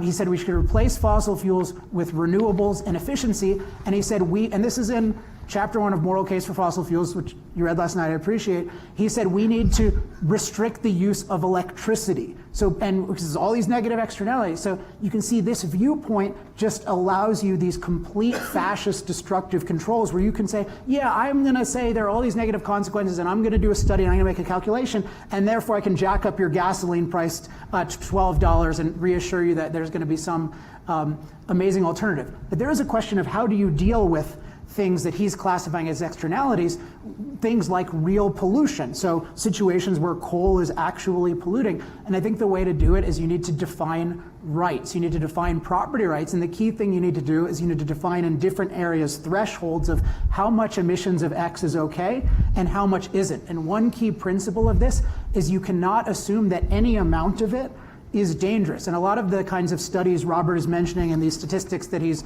throwing around, what they're doing is it's based on what's called linear no threshold response. What that means is that if some quantity of something is toxic, then any quantity of something is toxic. And in reality, no. Some quantity of everything is toxic, but there's always a benign level, and often there's what's called a hormetic level, which is a beneficial level. So I do believe that we need to set standards for things like pollution. And if CO2 was a provable huge problem that was actually killing a lot of people, then and we really had replacements for fossil fuels, then we should talk about, okay, how do we define something like a threshold? I just don't think we're there, but absolutely you don't want to have it so that like mini dictators get to say, oh, I'm going to jack up this price here for this externality. We need to define the rights in a rational, pro-human way. And I believe that right now there should be no limit on CO2 because CO2 is such a necessary byproduct of something that we need to do more of, namely produce low-cost, reliable energy with fossil fuels. Let me just take one thing on the foreign policy. The foreign policy, it is not fair to demonize the substance, to blame the substance on all policies that are related to the substance. Every time you're dealing with energy, there are going to be good and bad policies for relating to it. And guess what? If we build solar and wind the way we're doing, which is a lot by, abusive Chinese labor with really dangerous mining practices of rare earth metals, where they're cornering the market in China, you think that's not going to be a foreign policy issue? Dependence on, there's dependence on Saudi oil, which we can get rid of a lot through our own production. What about, dependence on Chinese magnets? Nobody talks about that.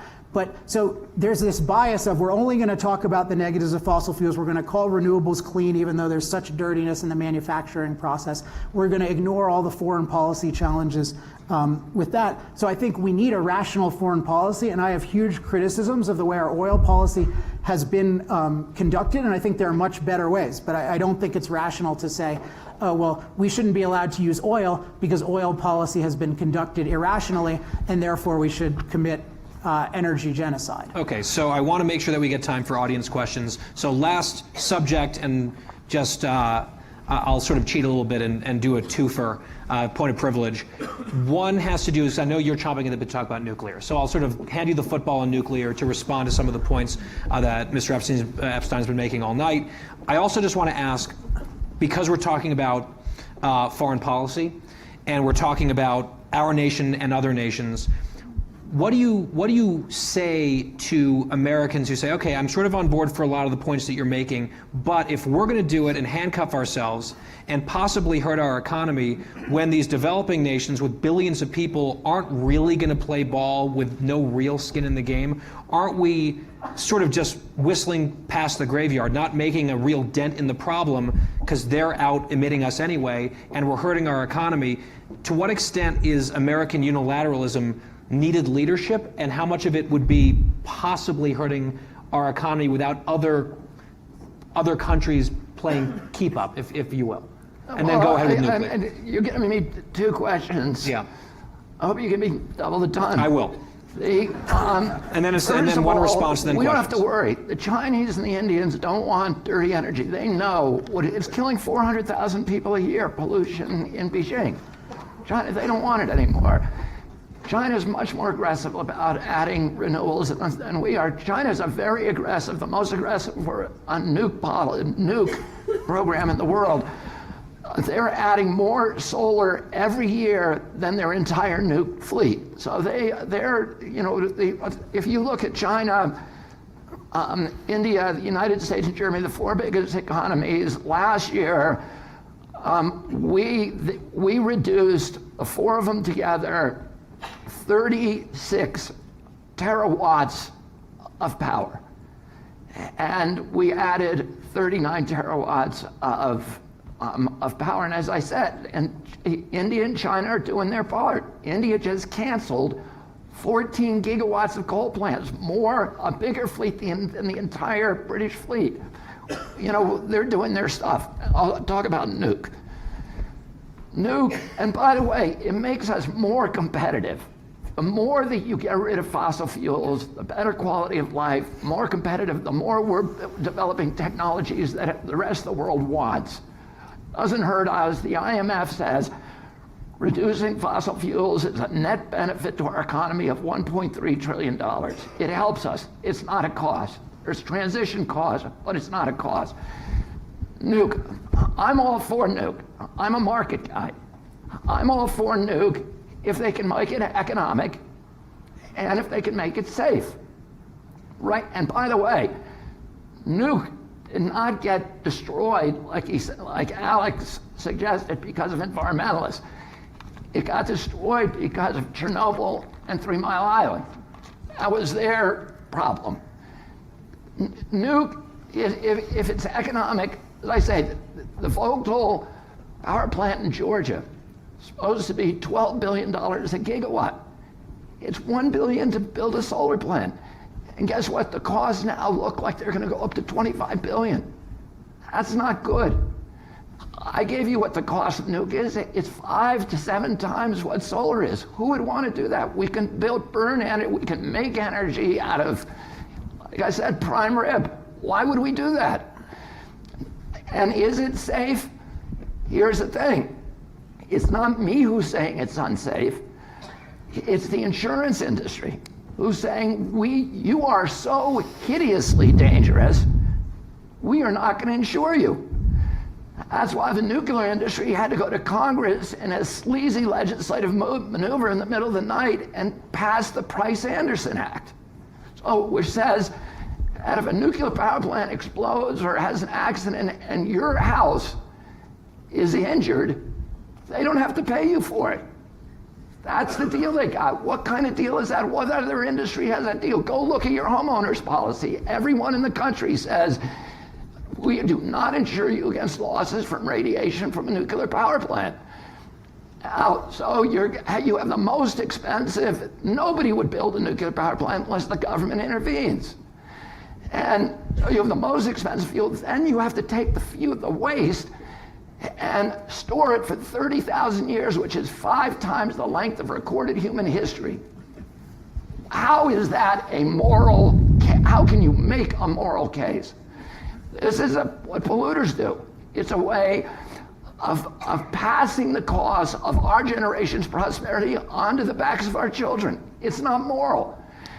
And to pass it to 1,000 generations of children, that's what he wants for the solution to his energy problem, is make the future generations pay for it. You can't sell that as a moral cost. Today, right now, we spend $100 million a year. Taxpayers paying to store nuclear radiation, waste radiation on site at all these power plants, and it's going to double and triple every year. Why should taxpayers have to pay that? Utilities should have to pay that. Alex does not believe in markets. He believes in the kind of energy that he's talking about. If you look at it, which is big hydro, carbon energy, and wind and nuke, what do they have in common? They all can be controlled by wealthy billionaires. And what I want, if we do that, if we have an energy, the political system tends to reflect the economic system. And if we have an economic system that's controlled by a few people, we will lose our democracy too. And what I'm suggesting is, let's get an energy system that all of us can participate in, that democratizes it. So last response before we get to audience questions, specifically on nuclear power, the issue of cost, the issue of safety. Yeah, so I've sort of been consistently saying that what's happening with Robert, but it's not about Robert, it's about the way the culture, and particularly many of the thought leaders who, like I would call the environmental thought leaders, think or think improperly, is that they just consistently ignore or dismiss the amazing, unique benefits of fossil fuels, and they consistently exaggerate, really wildly exaggerate and distort side effects. And I think it's interesting to see this done in the case of nuclear, and we could have a whole discussion about nuclear, but I'll just give you, just take one thing in terms of the safety. If you want to measure how safe something is, one good way to do it is to measure, I think the best way is how many deaths occur per unit of energy produced. And guess what the safest form of energy ever created is?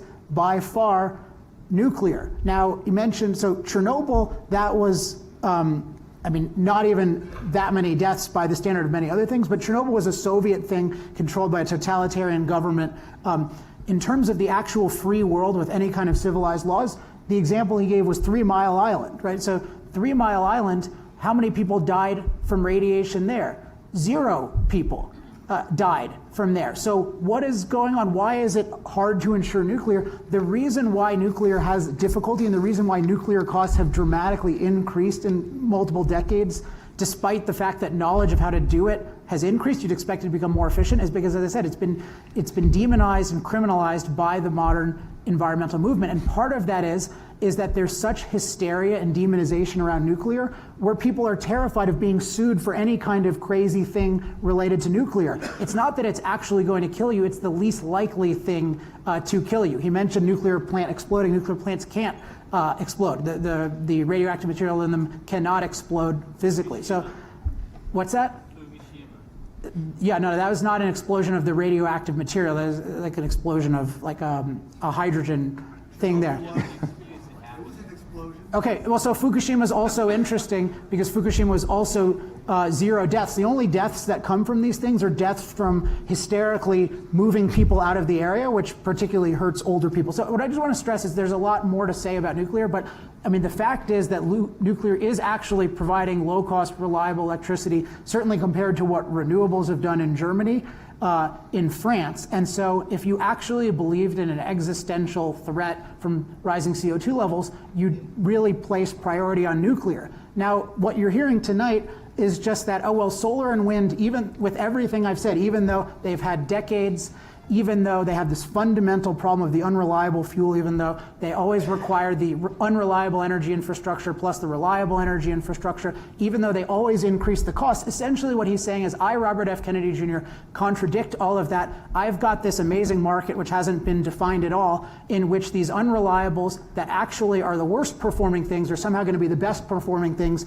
And so we need to implement that in some magical way. And I'm not going to be clear at all about what's prohibited and what's not. And Alex is against markets. And what I'm saying is, no, we need to be free to pursue all forms of energy. We need to clearly define rights based on actual science, not pseudoscience and distortions. And we need to stop this bias against fossil fuels, nuclear and hydro. He says, I like them because wealthy billionaires are involved in them. No, it's the exact opposite. People become wealthy billionaires involved in them because they're actually good technologies. Just like people become wealthy billionaires on the internet because it's valuable. Jeff Bezos becomes a wealthy billionaire because it's valuable, because he can deliver a low-cost, valuable product to a lot of people profitably. So that's what is not doable by right now these imaginary energy industries. I wish you and all of your investments the best of luck, but you need to compete on a real market with profits, not on some sort of not on a non-market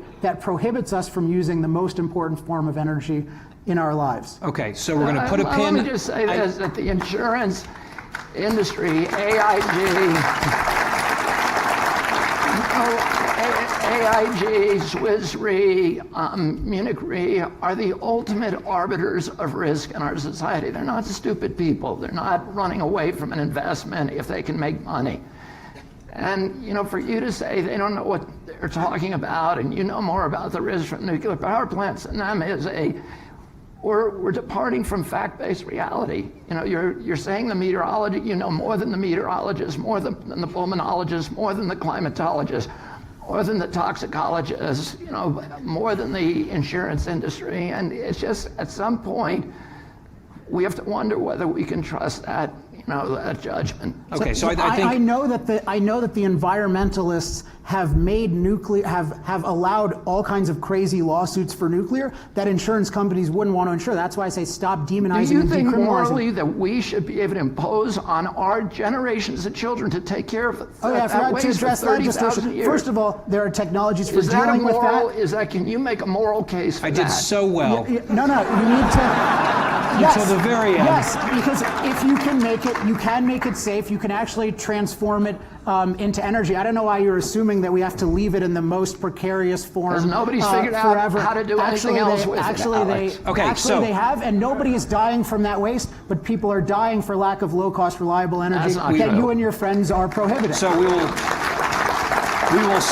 stipulate profound disagreements for the moment, and I'd like to welcome to the stage.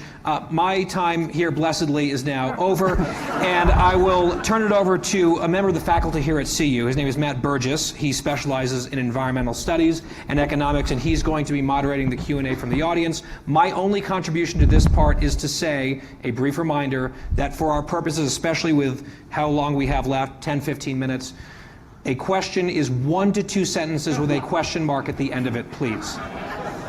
So, are we going to line up with mics? Is that The microphone right so we in the middle. With mics. Heidi said we have 20 minutes, regardless if we go over a little bit over. And I just want to say a couple of things. One is that I think regardless of what we think about this issue, I think we can all agree that polarization is really hurting our ability to solve big problems. And so I think it's great and really important that we have these kinds of conversations. I agree.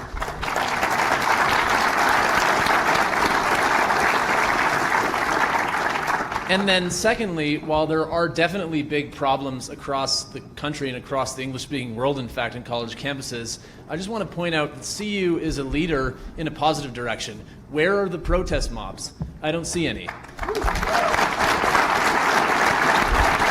I also don't see any metal detectors, and I want to acknowledge our regents and some of our other campus leaders for enshrining some of those values. We have protections for free speech and academic freedom and non-discrimination on political grounds. So use that freedom. Freedom is useless if you don't act free. So go forth and use that in your questions.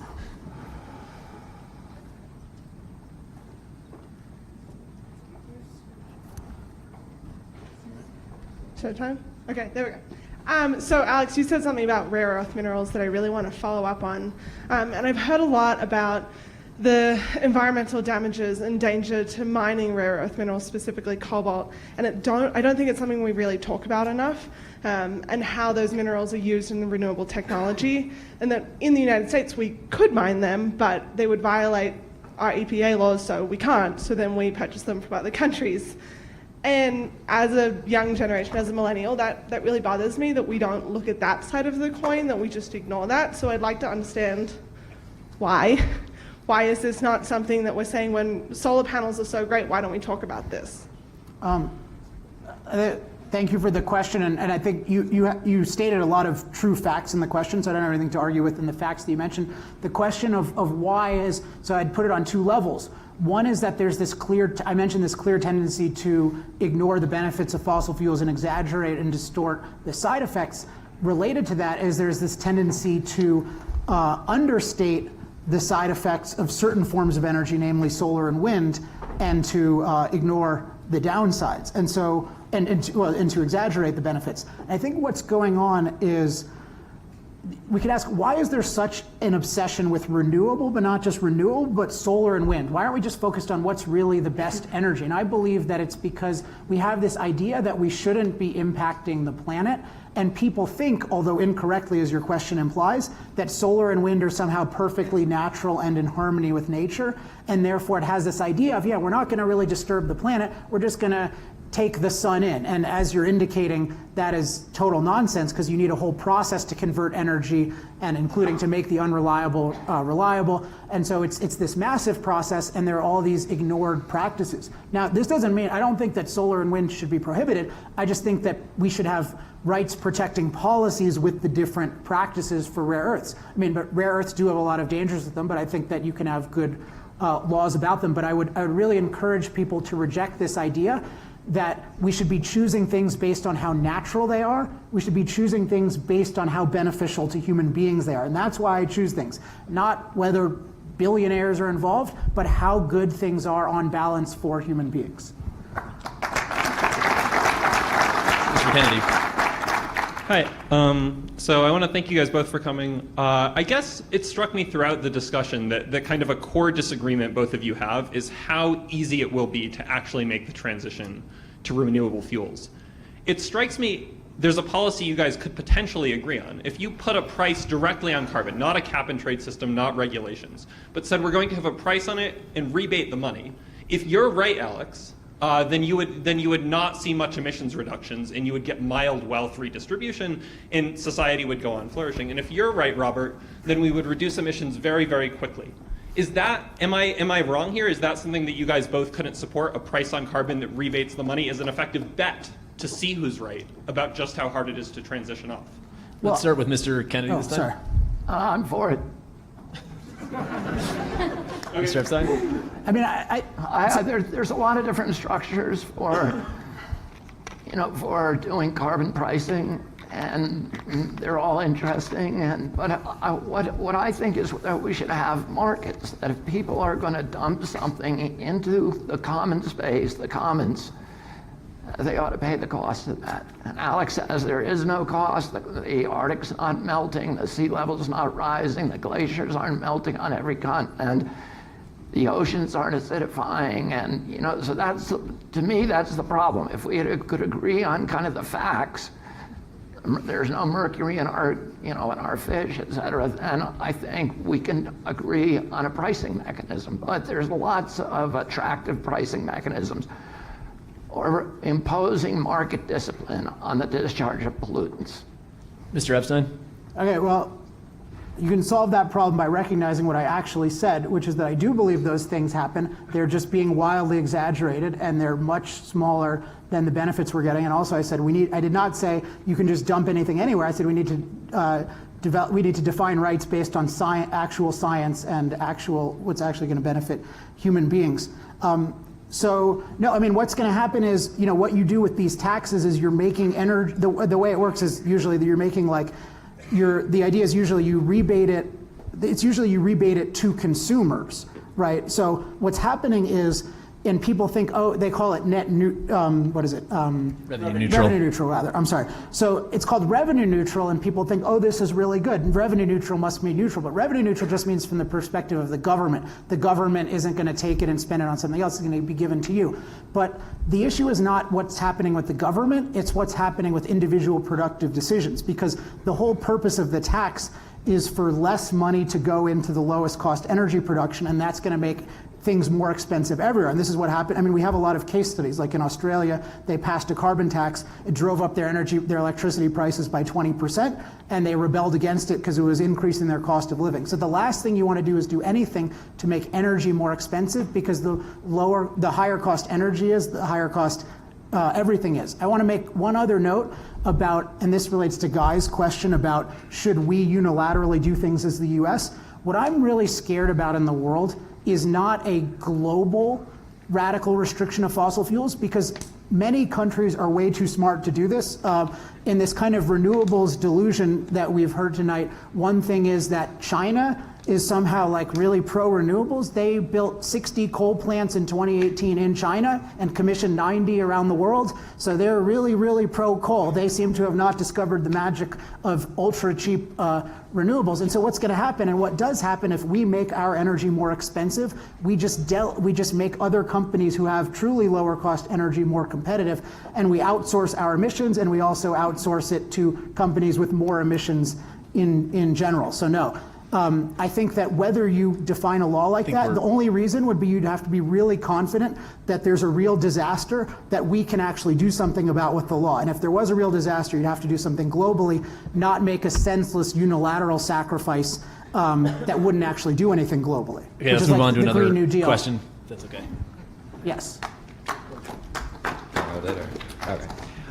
Yeah, I just want to thank you guys for coming out. It was really great to hear all your ideas. I have a question for kind of both of you, but first Robert. So I actually appreciate your praise for like the free market and your distaste for subsidies and everything. But if solar and wind are actually better and cheaper than the forms of fossil fuels that you were talking about, why do you need to ban fossil fuels in order to beat them in the market, since you're such a proponent of the free market? Why do you need to ban them? Yeah, why do you need to ban them? I've said from the beginning, I'm not for banning them. You support the Green New Deal, though. Oh, Yeah. I didn't say that. But you did. In reality, he did it. So- not on this stage. I'm gonna take moderator's privilege here. Let me He make didn't- it clear he then. didn't, Let me make it clear. I those don't parts of it. support a ban on fossil fuels. What I support are market mechanisms. And to the extent that that's part of the Green New Deal, I don't support that part of it.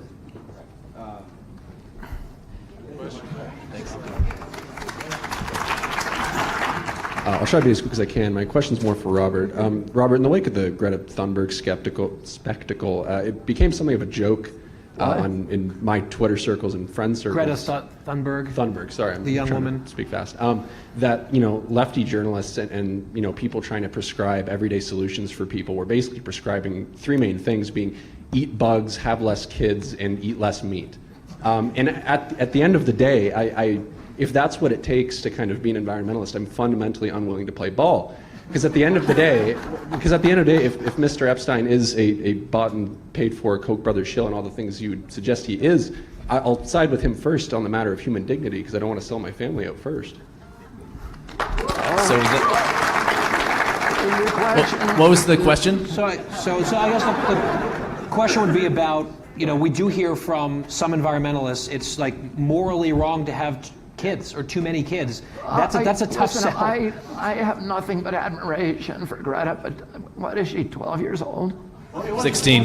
What? She's 16. So, I mean,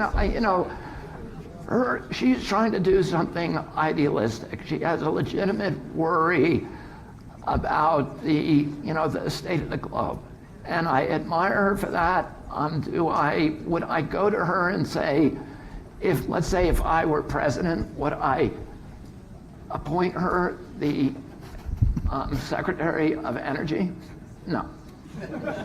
I wouldn't, because I don't think a 16-year-old girl has that level of sophistication. And when I was 16, I didn't. I saw things that were wrong. I felt an urgency to change them, and that's what she's trying to do. But I don't think that you should make up your mind about what environmentalists stand for and what they don't by listening to somebody who is that age. I laid out a platform tonight that I think is a rational, pragmatic platform that that supports American values, that supports free market capitalism, that rationalizes our marketplace so that a market does what it's supposed to do, which is to reward good behavior and punish bad behavior. I believe in free market capitalism because I believe that the marketplace promotes efficiency. Efficiency means the elimination of waste. Pollution is waste. A free market would urge us to properly value our natural resources, and it's the undervaluation of those resources that causes us to use them wastefully. In a true free market, you can't make yourself rich without making your neighbors rich and without enriching your community. What polluters do is they make themselves rich by making everybody else poor. They raise standards of living for themselves by lowering quality of life for everybody else, and they do that by escaping the discipline of the free market and forcing the public to pay their production costs. You show me a polluter, I'll show you a fat cat using political clout to escape the discipline of the free market and force the public to pay his costs. Thank you. Let's move on to another question. What? Move on to another question. I can't Thank give you. advice on that. Hi. I have a brief question for each of you. Mr. Kennedy, what are your criticisms of hydro? And Mr. Epstein, is there any place for government-funded research into nuclear power? Let's start with Mr. Epstein. What are your criticisms of hydroelectric power? Well, I don't like big hydro. I like, there's a lot of little hydro and in-river hydro that's very interesting now and that I would support. I've supported a couple of projects in Chile, but I think big hydro is a boondoggle that it's not cost effective in many cases, and that over time, the reason dams are coming down now is not because environmentalists suddenly got powerful, it's that the dams don't work anymore. They fill up with silt, they destroy the rivers, they destroy other values. So I would say I wouldn't outlaw hydro. If I could find another way to make energy that was cheap and reliable, I would do it. And solar and wind are cheap and reliable. Mr. Epstein? Okay, I'll answer your question in 5 seconds so I can address what he said. So no, I mean, what needs to happen with nuclear is the whole, I mentioned stop demonizing and criminalizing. Like, you need a new infrastructure, not a new infrastructure, rather, you need a set of laws that hold nuclear to objective safety standards compared to everything else. Right now, there's just this prejudice where nuclear, even though it's the safest, has to do the most. And so if you impose enough safety regulations on things, then it just becomes impossible to afford. It's just like if you said, well, to be safe, Alex, you have to go around with 5 bodyguards all the time. Yeah, then I couldn't afford to live. That wouldn't actually help my life. And that's basically what we have with nuclear. I want to make a response to just this idea of, does Robert support the Green New Deal and this market thing? Like, you haven't said anything really specific about this, what this would be. You've promised a lot of things in terms of these technologies that fail would somehow succeed. But I remember at the outset you talked about net metering. So that's the most concrete thing I've heard. And so let's talk about net metering for 1 second. So net metering basically means you're saying, I'm generating unreliable energy from my home and I want to be paid. In practice, what net metering means is you get paid over twice the wholesale price. So basically you get paid twice as much for energy that is unreliable. Wow, I wonder why people don't like that and resist that. Yeah, they don't want to overpay a bunch of so-called energy generators. That's not what I said. You I don't said think negative that you should pay. Well, that's what net metering laws do. Market price. No, but they want to be paid the retail price, not the wholesale price. Who are you talking about? Every advocate of net metering. Okay, I think we should move on. Well, Let's take 2 more questions. Okay, well, yeah. That's another debating trick, putting words in my mouth and then I'm having you support yourself. Let's move on to another question. Policies Thanks. that you're actually supporting in Thanks, reality everyone. that will be passed. Next question. Hi, I just wanted to thank both of you for coming out, and I just appreciate civilized discussion. But I just wanted to ask a question about a comment you made earlier, Alex. So I heard you say that there used to be levels of CO2 10 times as high as they are today, but the organisms back then were completely different, entirely different, adapted and evolved for 10 times higher CO2. So if, as CO2 is rising as it is today, organisms, us, what we have today, if we have to adjust to that overnight, I think that'd be a lot different. Wouldn't it be cheaper to try to adjust for that now and prepare for that now through innovation in renewable resources rather than just like patching that up with a temporary solution through, say, fossil fuels? Mr. Epstein? So just to take the incorrect factual assumption, many of our plants are actually were developed in eras with much more CO2 than we have today. So I mean, in general, what has happened with more CO2 is a lot more global greening, which has been a huge net benefit, which is another case where the benefits of fossil fuels are being ignored, and again, the side effects are being wildly exaggerated and distorted. And your whole question is, well, shouldn't we do this with innovation and renewables? Well, first of all, forget renewable as a concept. I don't care whether it's renewable or natural or whatever. I want it to be good. So yes, we should support innovation, but that means freedom, including stop the criminalization of nuclear, as I keep referring to. But if you're talking about, oh, shouldn't we just do this and get rid of fossil fuels? No, because that means getting rid of the quality of life of billions of human beings, which has been my whole point tonight. This is an unbelievable value in our lives that we don't realize how good it is And we don't realize that what we're taking for granted is the most amazing life anyone has ever had. And it's because there's this one industry that's figured out how to produce low-cost, reliable energy for all of our different needs for billions of people. That is an unbelievable achievement. We should welcome others approximating that achievement, but nobody has come close. And if we want our standard of living and billions more want it, we need to leave the fossil fuel industry free to produce energy, and we need to be free to willingly buy it.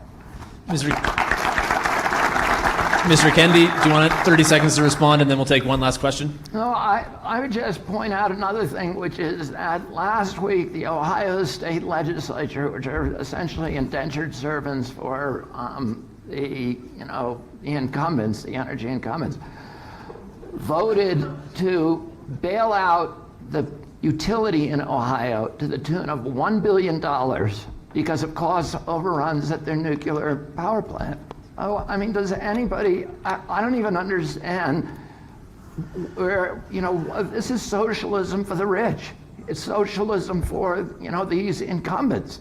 And it's a very cushy socialism for them and a ruthless, merciless capitalism for everybody else. Okay, we'll take one last question. I'm being told one more, so let's. So my question is for you. I understand that you believe that fossil fuels might not end the world like tomorrow, but empirically, fossil fuels are going to stop being sustainable at some point in time. So why would we not start transitioning now if we can? And realistically, isn't it truly moral to prioritize our future today instead of just waiting until climate change eventually does become that apocalyptic scenario that you're talking about? Okay, Mr. Epstein? Yeah, so there's kind of these two apocalypses, these two contradictory apocalypses. One is we're not going to have enough fossil fuels, and the other is we're going to have not enough, and we're going to run out, or we're going to have too much, and it's going to cause a catastrophe. And so I think we need to look at with having not enough.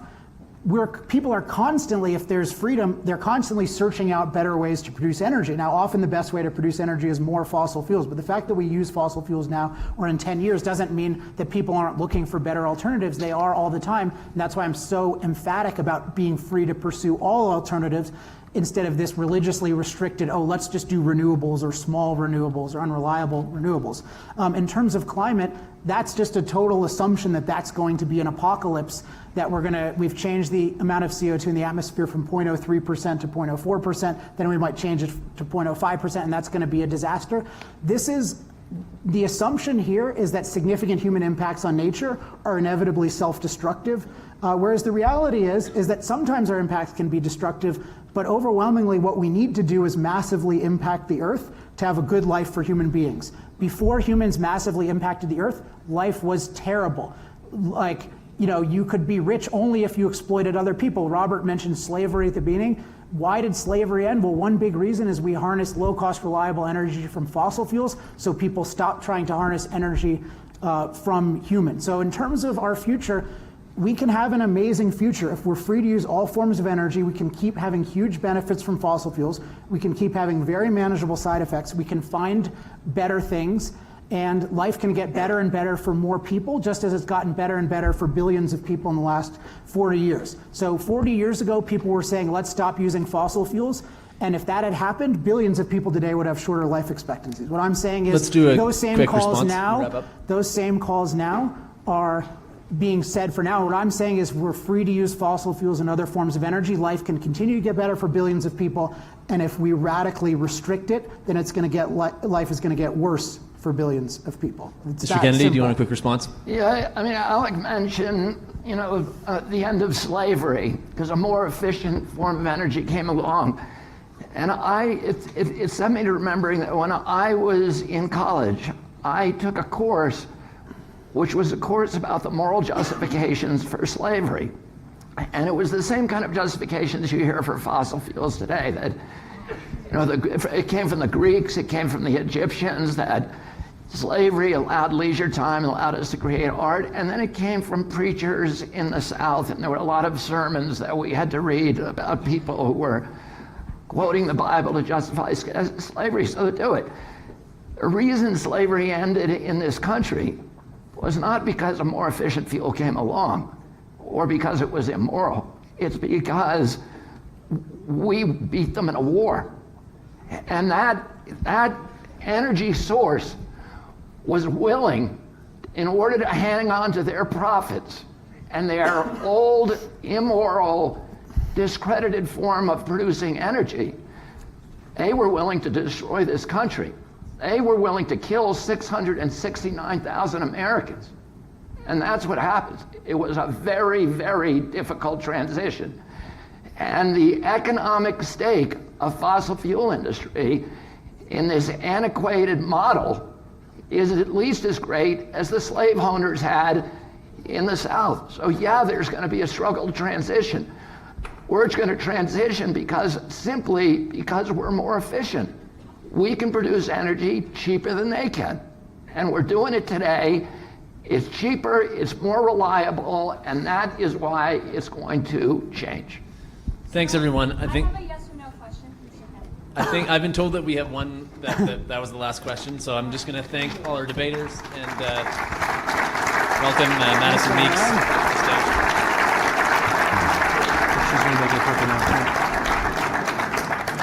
So many of us at the university level have come to find that the university truly is a bubble. So I want to thank all of our speakers for coming here and popping a little bit of our Boulder bubble.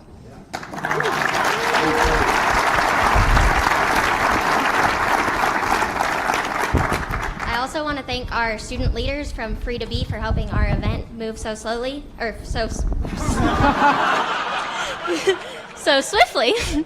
And I want to thank all of you for being here because you guys truly are the push for intellectual diversity at our university level.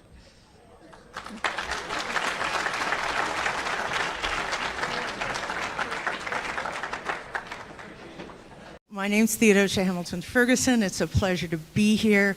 I've been grounded in Justice Begins with Seed and Soil, Not Oil for 6 years now. And I have the honor of presenting our very great speaker today, our keynote speaker, Robert F. Kennedy Jr.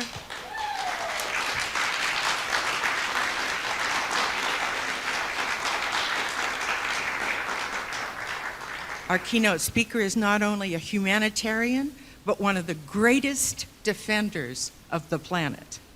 He has served as president of Waterkeeper Alliance, chairman of the board, and chief legal counsel for Children's Health Defense. He was previously chief prosecuting attorney for the Hudson River Keeper, senior attorney for the National Resources Defense Council, and a clinical professor and supervising attorney at Pace University School of Law's Environmental Litigation Clinic. His reputation as a resolute defender of the environment and children's health stems from a litany of successful legal actions. He has worked on environmental issues across the Americas and has assisted several indigenous tribes in Latin America and Canada in successfully negotiating treaties protecting traditional homelands. Mr. Kennedy has a long list of published books, including the New York Times bestseller, Crimes Against Nature, named one of Times Magazine's Heroes of the Planet for his success keeping Riverkeeper lead the fight to restore the Hudson River. Let us all welcome at Soil Not Oil, Robert F. Kennedy Jr.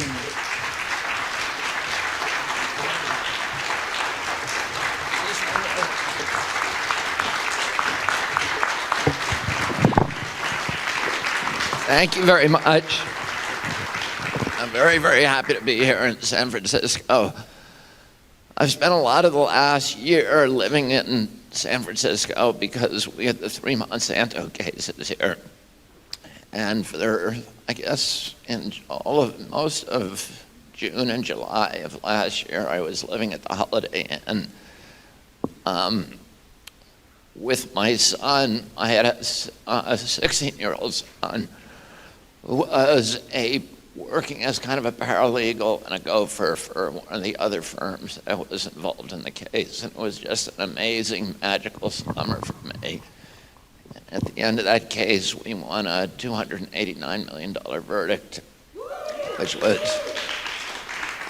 I'll tell you how kind of I got involved in that case and in doing the stuff that I'm doing. I've spent since 1984, so basically 35 years, representing Waterkeeper Alliance and Riverkeeper groups, including the San Francisco Baykeeper. Here we now have 350 waterkeepers around the world in 44 countries.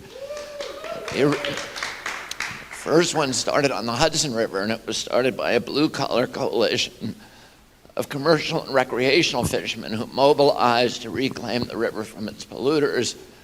And they first organized in 1966. I went to work for them in 1984. They were still a very small group. And one of the things they taught me was that we're not protecting the environment so much for the sake of the fishes and the birds. We're protecting it for our own sake, because we recognize that nature is the infrastructure of our communities.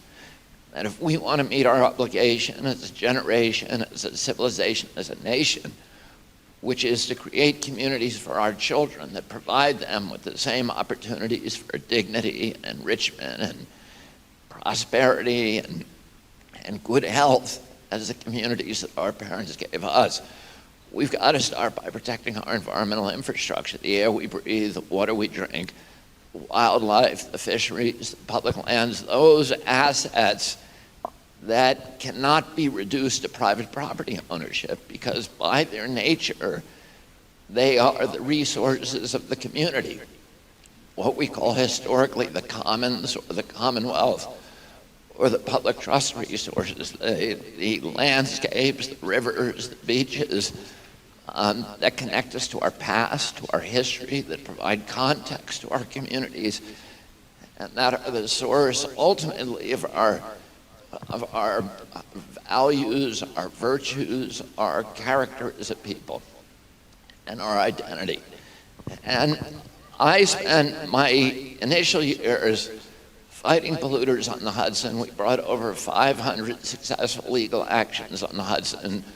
We forced polluters on the river to spend over $5.5 billion during the years that I worked for Riverkeeper as their senior attorney. And today, the Hudson, as the result of our work, when I went to work for the Hudson, it was dead for 20-mile stretches north of New York City. South of Albany, zero dissolved oxygen. It turned different colors depending on what color they were painting the trucks at the GM plant in Tarrytown.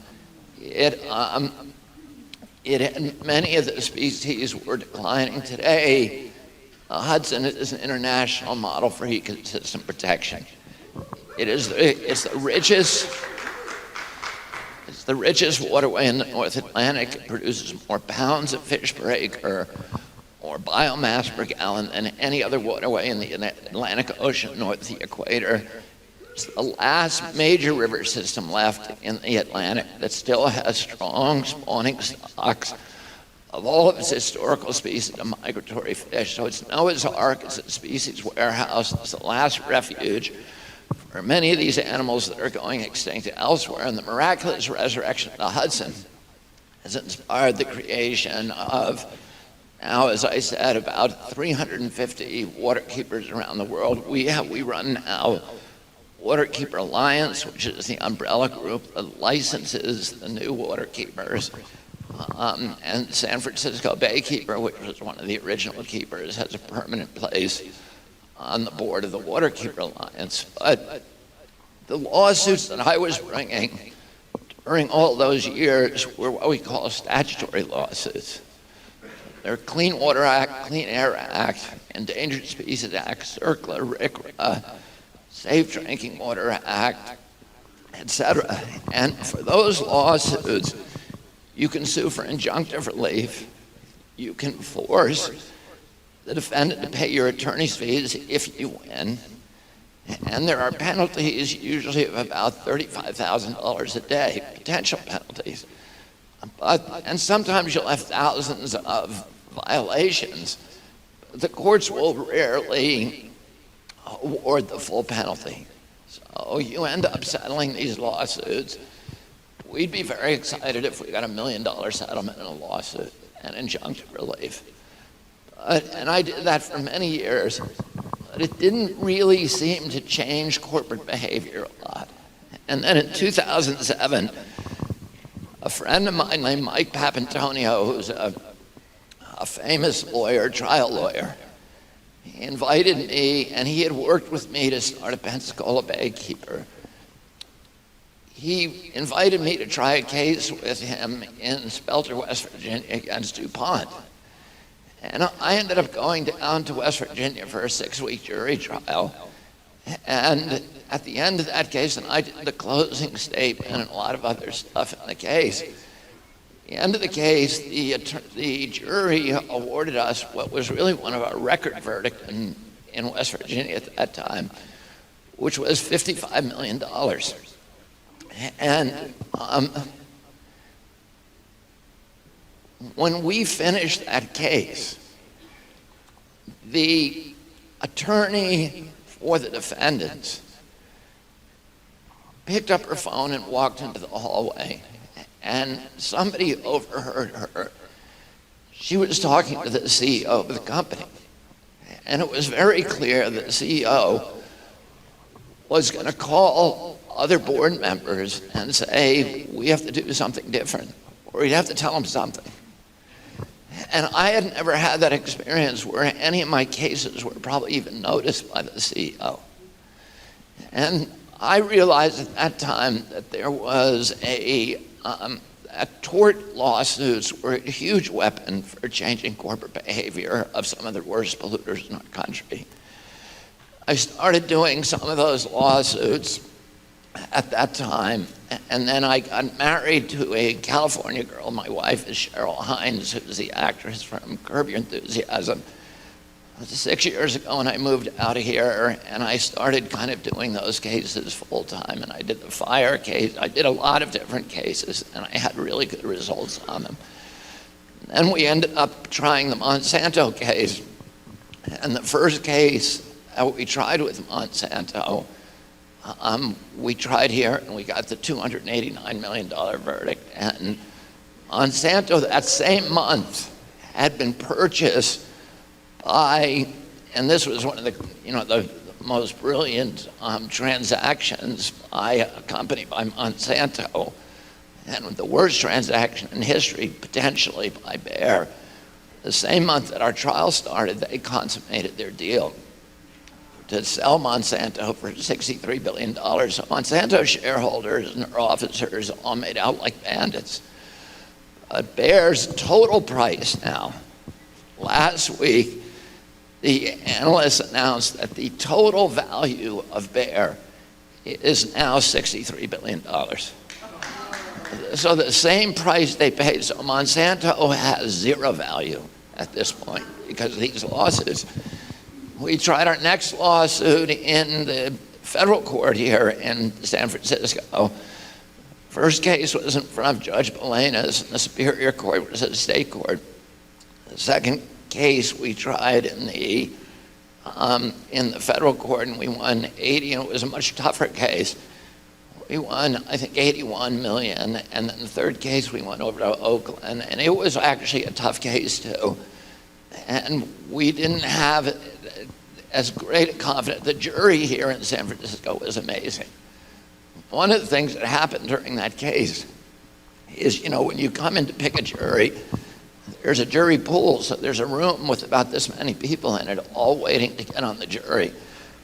You have to choose 16 of them. We get 6 preemptory challenges. The other side gets 6 preemptory challenges. That means we can pick out somebody and say, we just don't like them. We don't have to explain why. We don't like them, and we get rid of them. But there are unlimited challenges for cause. So if somebody gets up there and says, I cannot be fair to this defendant, then either side can say, they're out, and you don't get penalized for it. And this case was a record, because 35 San Franciscans got up there one after the other and said, I cannot be fair to this company because this is the most evil company in the world. Nobody had ever seen anything like it, and it shocked the Monsanto lawyers. how despised their client was. So the last case, we had a big argument the night before the case among all the attorneys as to what to ask the jury. It's always a big strategic question about, do you ask the jury for do you lowball them or do you highball them? And we had asked the initial jury for $300 million. They gave us $189, and we all said that's what we should ask them for again. The Oakland jury. But Brent Wisner, who is a superstar, 34-year-old lawyer who was the lead counsel in the case, said, I want to ask him for $1 billion. And we were all saying, we don't think you should do that, Brent, because it might just piss them off and they could go the other way. He ended up asking him for $1 billion, and they came back with $2 billion. He was right. But if my life was a Superman comic, Monsanto would be Lex Luthor, because I feel like my whole life I've been fighting them. And in fact, for 30 years on the Hudson River, I was in litigation against General Electric Company to get Monsanto's PCBs out of the Hudson River. So it consumed a lot of my life, this company. But even before that, this is a company that has made a business model out of taking the worst chemicals in the world and saying we're going to sell them. In fact, during the San Francisco trial, one of the jurors stood up and said, I cannot be fair to this company because they made Agent Orange and they sprayed it all over me and my friends when we were in Vietnam, and a lot of my friends died of cancer. And the judge immediately got rid of that juror. And during the jury instructions, the judge actually told the jurors, ignore everything that you heard about Agent Orange. My wife really laughed at that because she was at that. And she was saying, if you tell somebody to pretend you didn't hear it, doesn't it just make you think that that's all you want to think about? But then I think the judge realized that. And she said to the jury, Monsanto never made Agent Orange, which just wasn't true. Of course they made Agent Orange. Anyway, it was one of those bizarre parts of the trial. But, my uncle and my family was deeply involved in the Agent Orange controversy. My uncle had the hearings that finally got the Department of Defense and the CDC to admit that Agent Orange was causing all these cancers, autoimmune problems, and other injuries to our troops, and forcing the Veterans Administration to treat them. But when I was an 8-year-old boy, I was already a big environmentalist, and I knew about Rachel Carson, and her book came out in 1962. My uncle was president. She was attacked viciously by Monsanto. A lot of people, when we were trying the Monsanto case, would say, oh, they're using the tobacco playbook, because they were using all the same methodologies that Big Tobacco had pioneered. But I knew it wasn't the tobacco playbook, it was the Monsanto playbook that tobacco had borrowed from Monsanto. And added some bells and whistles to, but Monsanto really invented it. They brought in Hill and Knowlton. They brought in Edelman, the PR firms, and created all these phony front groups and devised a strategy of getting trusted third-party scientists and organizations. They got the AMA, the American Medical Association, to attack Rachel Carson. They got the Garden Club, the American Garden Club, to attack her. They got editorials in Life magazine and Time magazine and Sports Illustrated going after her. She never defended herself because she was dying of cancer at that time. She was this extraordinary woman who was born in Pennsylvania, in a rural part of Pennsylvania. She became one of the great oceanologists, marine biologist, but she never saw the ocean until she was 22 years old. And she was a brilliant writer. That was her gift, of taking scientific concepts and translating them into beautiful poetic language. And her book became one of the great bestsellers in history at that time. I think it was on the bestseller list for something like 82 weeks. And even, of course, Monsanto had gotten the USDA to be the spear tip of its juggernaut. And it was my uncle's USDA. He was the president. They were viciously attacking, and all of these people use the same talking points, and you can go back now and read the critiques of Rachel Carson. They all use the same language. Almost all of them characterize her as a spinster, which was the contemporary euphemism for lesbian. And they were trying to, discredit her in every way that they could. And as I said, she remained silent. But my uncle, who, could not control his USDA, made an end run around them by appointing a high-level, he got Jerome Wisner, who was his science advisor, to appoint a high-level group panel of some of the most trusted and scientists with integrity in the country. And they went through Rachel Carson's book, point by point, paragraph by paragraph, and they published a report 8 weeks later that vindicated everything that she had said. And all the major factual assertions in that book. And as a result of that, we banned DDT in this country in 1974. It took us 10 years to do it. We passed FIFRA. We had to have Earth Day. 20 million people come out on the street. That was one of the first statutes that we passed. Of the 28 that we passed after Earth Day, that was one of the first ones. And we banned DDT. And that was Monsanto's flagship chemical. And Monsanto needed to find a new chemical. And there was glyphosate. Originally was developed as a scalant to remove calcium and metals accumulation from the inside of pipes and tanks, because that's what it does. It sucks the metals out. That's why, and that's how it ultimately kills plants. And if you weigh a bushel of corn today, it weighs less than a bushel of corn did 20 years ago, because the metals and the nutrients are gone from the corn, because that's one of the things Monsanto does. So you're eating something that fills you up, but it has no nutrition in it, or very little. And it's one of the ways that glyphosate kills plants. Glyphosate was invented or it was patented originally as a scalant. At some point, somebody took a jar of it and threw it in the backyard, and they noticed it killed everything green.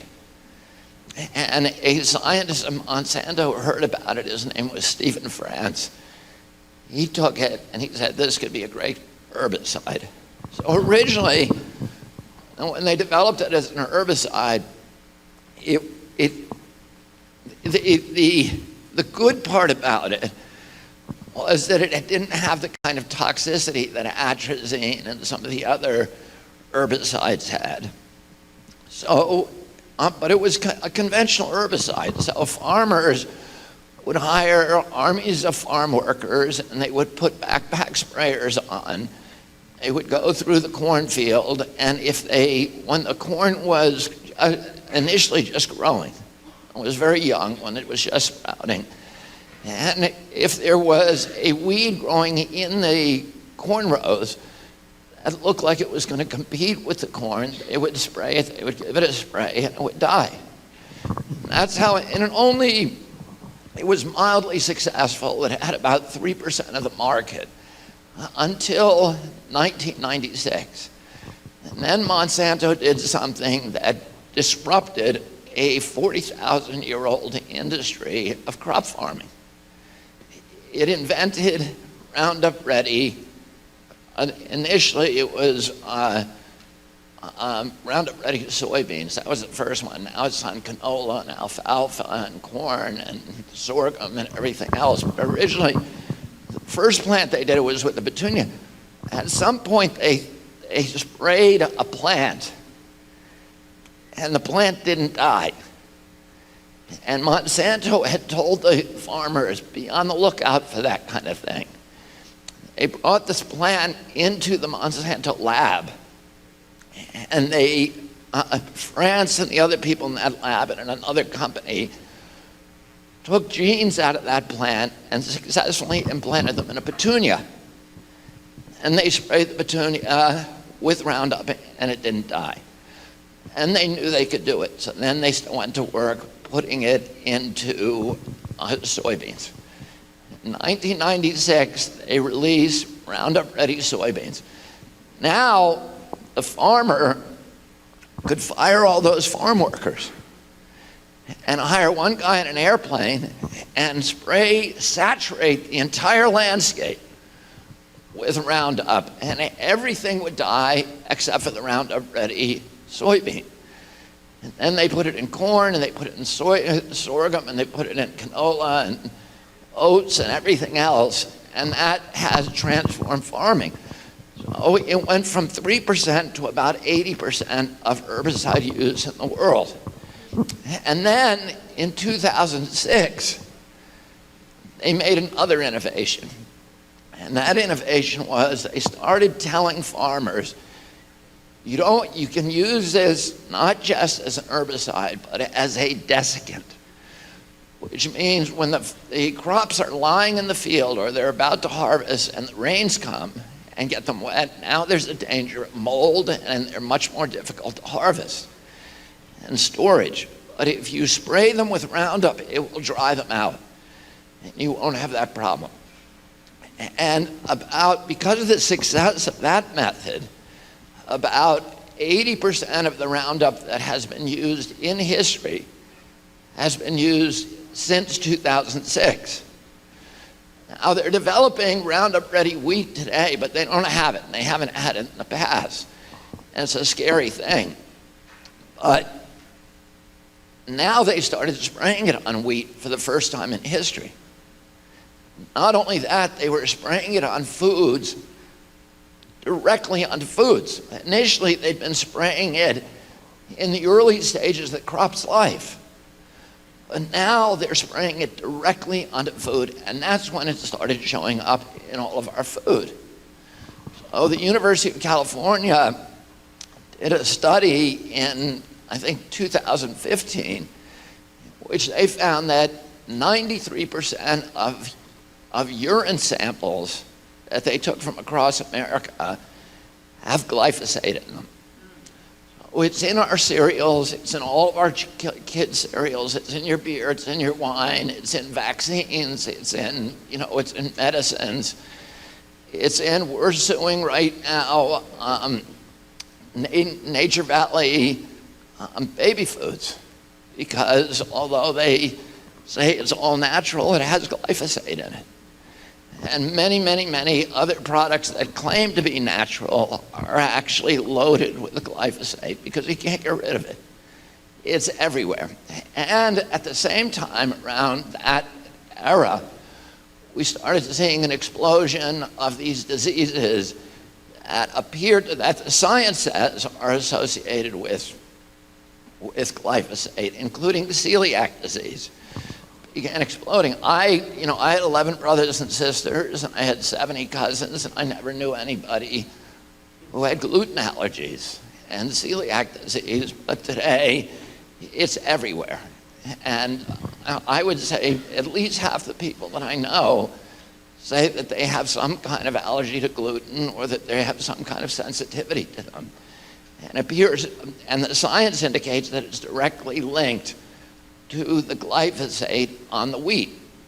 But also, we know that it's connected to liver disease, to kidney disease, particularly to non-alcoholic fatty liver cancer, which for the first time is showing up in little kids, 10-year-old kids, to ADD. It is probably linked to autism, but all of these, this cascade of chronic diseases that began afflicting Americans around the time of coterminous or in lockstep with the expansion of glyphosate. And there's other things too that are causing it, but the neurodevelopmental diseases, ADD, ADHD, speech delay, language delay, tics, Tourette syndrome, ASD and autism, the autoimmune diseases, diabetes, which we know is linked to glyphosate, rheumatoid arthritis, Guillain-Barré, cerebral palsy, the allergic diseases like food allergies, peanut allergies, eczema, and anaphylaxis and asthma, all have been connected in the scientific literature with glyphosate. But in this country, there's a rule in the federal court, and there are analogous rules in the state courts that say that you can't sue somebody. And by the way, in 1985, before they even invented Roundup Ready, corn, or anything else, EPA classified glyphosate as a carcinogen, Class C carcinogen. Monsanto panicked, and we got all of their emails or their internal correspondence at that time. They didn't have emails.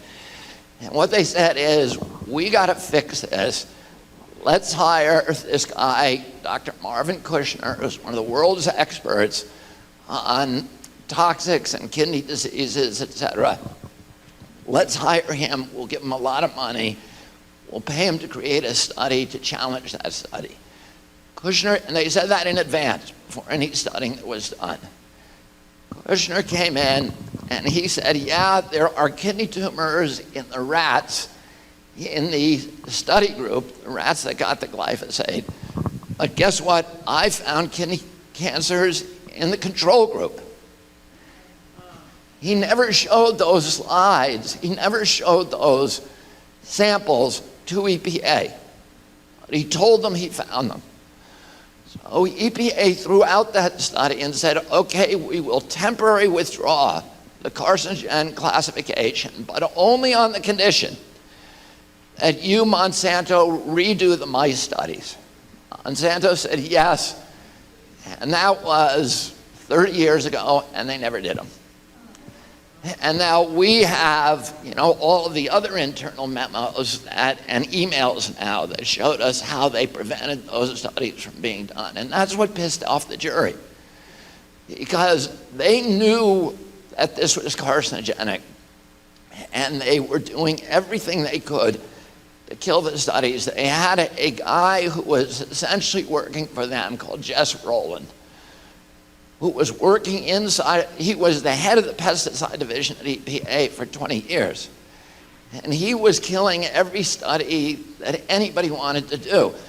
It was another federal agency called the ATSER that wanted, it was the Agency for Toxic Substance Regulation and Control, that was going to do its own study of glyphosate. He sent a memo to his bosses at Roundup saying, I'm going to kill this study for you guys, and when I do, you need to give me a medal.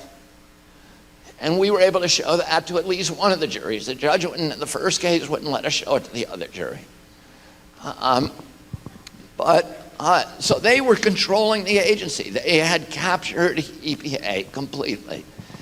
Now, there's a law in this country, there's a rule in this country that if you want to bring a scientific hypothesis in front of a jury, it has to be more than a hypothesis. The judge will block you from, if there is kind of an innovative science that's brand new, that is not mainstream, the judge will say, we're not going to even let the jury hear that science. It's called the Daubert rule. And it's meant to keep kind of fringe theories from getting in front of a jury. And so, in order to pass the Daubert rule, the judge has to first make a finding that the science has passed a threshold where it is now mainstream science. And in 2015, the International Agency for Cancer Research, which is part of the World Health Organization, And that is an agency that was created by all the major developed nations in the world to determine what was carcinogenic and what wasn't. And the reason for its creation was that people were concerned about carcinogens in all these countries, but they said, we have to have some uniform classification. We have to have some authoritative body so that we don't have different regulations in each country. We need to all pool our resources, and we're going to create an independent agency that has the best scientists in the world and look at all the scientific literature. So on one day, one year they'll look at caffeine in coffee. The next year they'll look at beer. They'll look at maybe 20 substances a year. They'll look at cell phones one year.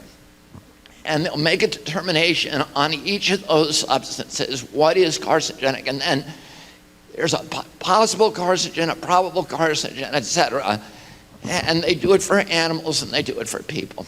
And in 2015, they said this is a carcinogen for animals. There are 11 studies. They all show the mice, the rats, the guinea pigs get cancer in their kidneys, their livers. If you paint it on their body with a brush, they grow tumors there. But they said, and it's a possible human carcinogen. They didn't give it a strong classification because there were 11, am I supposed to wrap it up? Okay, there are 11 of those studies, and they said, and all of them said carcinogen, but none of them were that strong, but all of them said yes. Oh, anyway, that allowed us to get by Daubert. And once we got by Daubert and got in front of a jury, it was, a dead end it was curtains for Monsanto. I'll just, let me kind of sum up. I tell it by putting this in a broader context. Monsanto and these companies like that all love to say, get off our back with your regulations because free market capitalism is what made this nation great. But if you look at their feet, rather than listening to these seductive noises that come from their mouths, they hate free market capitalism. What they want is a very cushy socialism for the rich and for big corporations and a barbaric, savage form of capitalism for the poor. And for many, many years, people have asked me, what do you think the best solution to the environment is? And I've always said the same thing. It's true free market capitalism. Because in a true free market promotes efficiency. And efficiency means the elimination of waste. And pollution is waste. In a true free market, we would be required to properly value our natural resources, the commons. And it's the undervaluation of those resources that causes us to use them wastefully. In a true free market, you can't make yourself rich without making your neighbors rich and without enriching your community. What polluters do is they make themselves rich by making everybody else poor. They raise standards of living for themselves by lowering quality of life for the rest of us. And they do that by escaping the discipline of the free market. You show me a polluter, I'll show you a subsidy. I'll show you a fat cat using political clout to escape the discipline of the free market and force the public to pay his production costs. That's what all pollution is. In a true free market, if you're an actor in the marketplace, you pay the cost of bringing your product to market. And that includes the cost of cleaning up after yourself, which was a lesson we were all supposed to learn in kindergarten. What they do is they use political clout and captive agency and all of their political power to escape the discipline of the free market. 3 days ago, I visited an old friend, Dr. Lucy Walesky, in the Hudson Valley. She's a member of the Rockefeller family. And on the Rockefeller Reserve in the Pecanico area, they don't use any pesticides, including glyphosate. I went to her home. I saw something that I've mourned for years. She has flowers everywhere. And on virtually every flower that was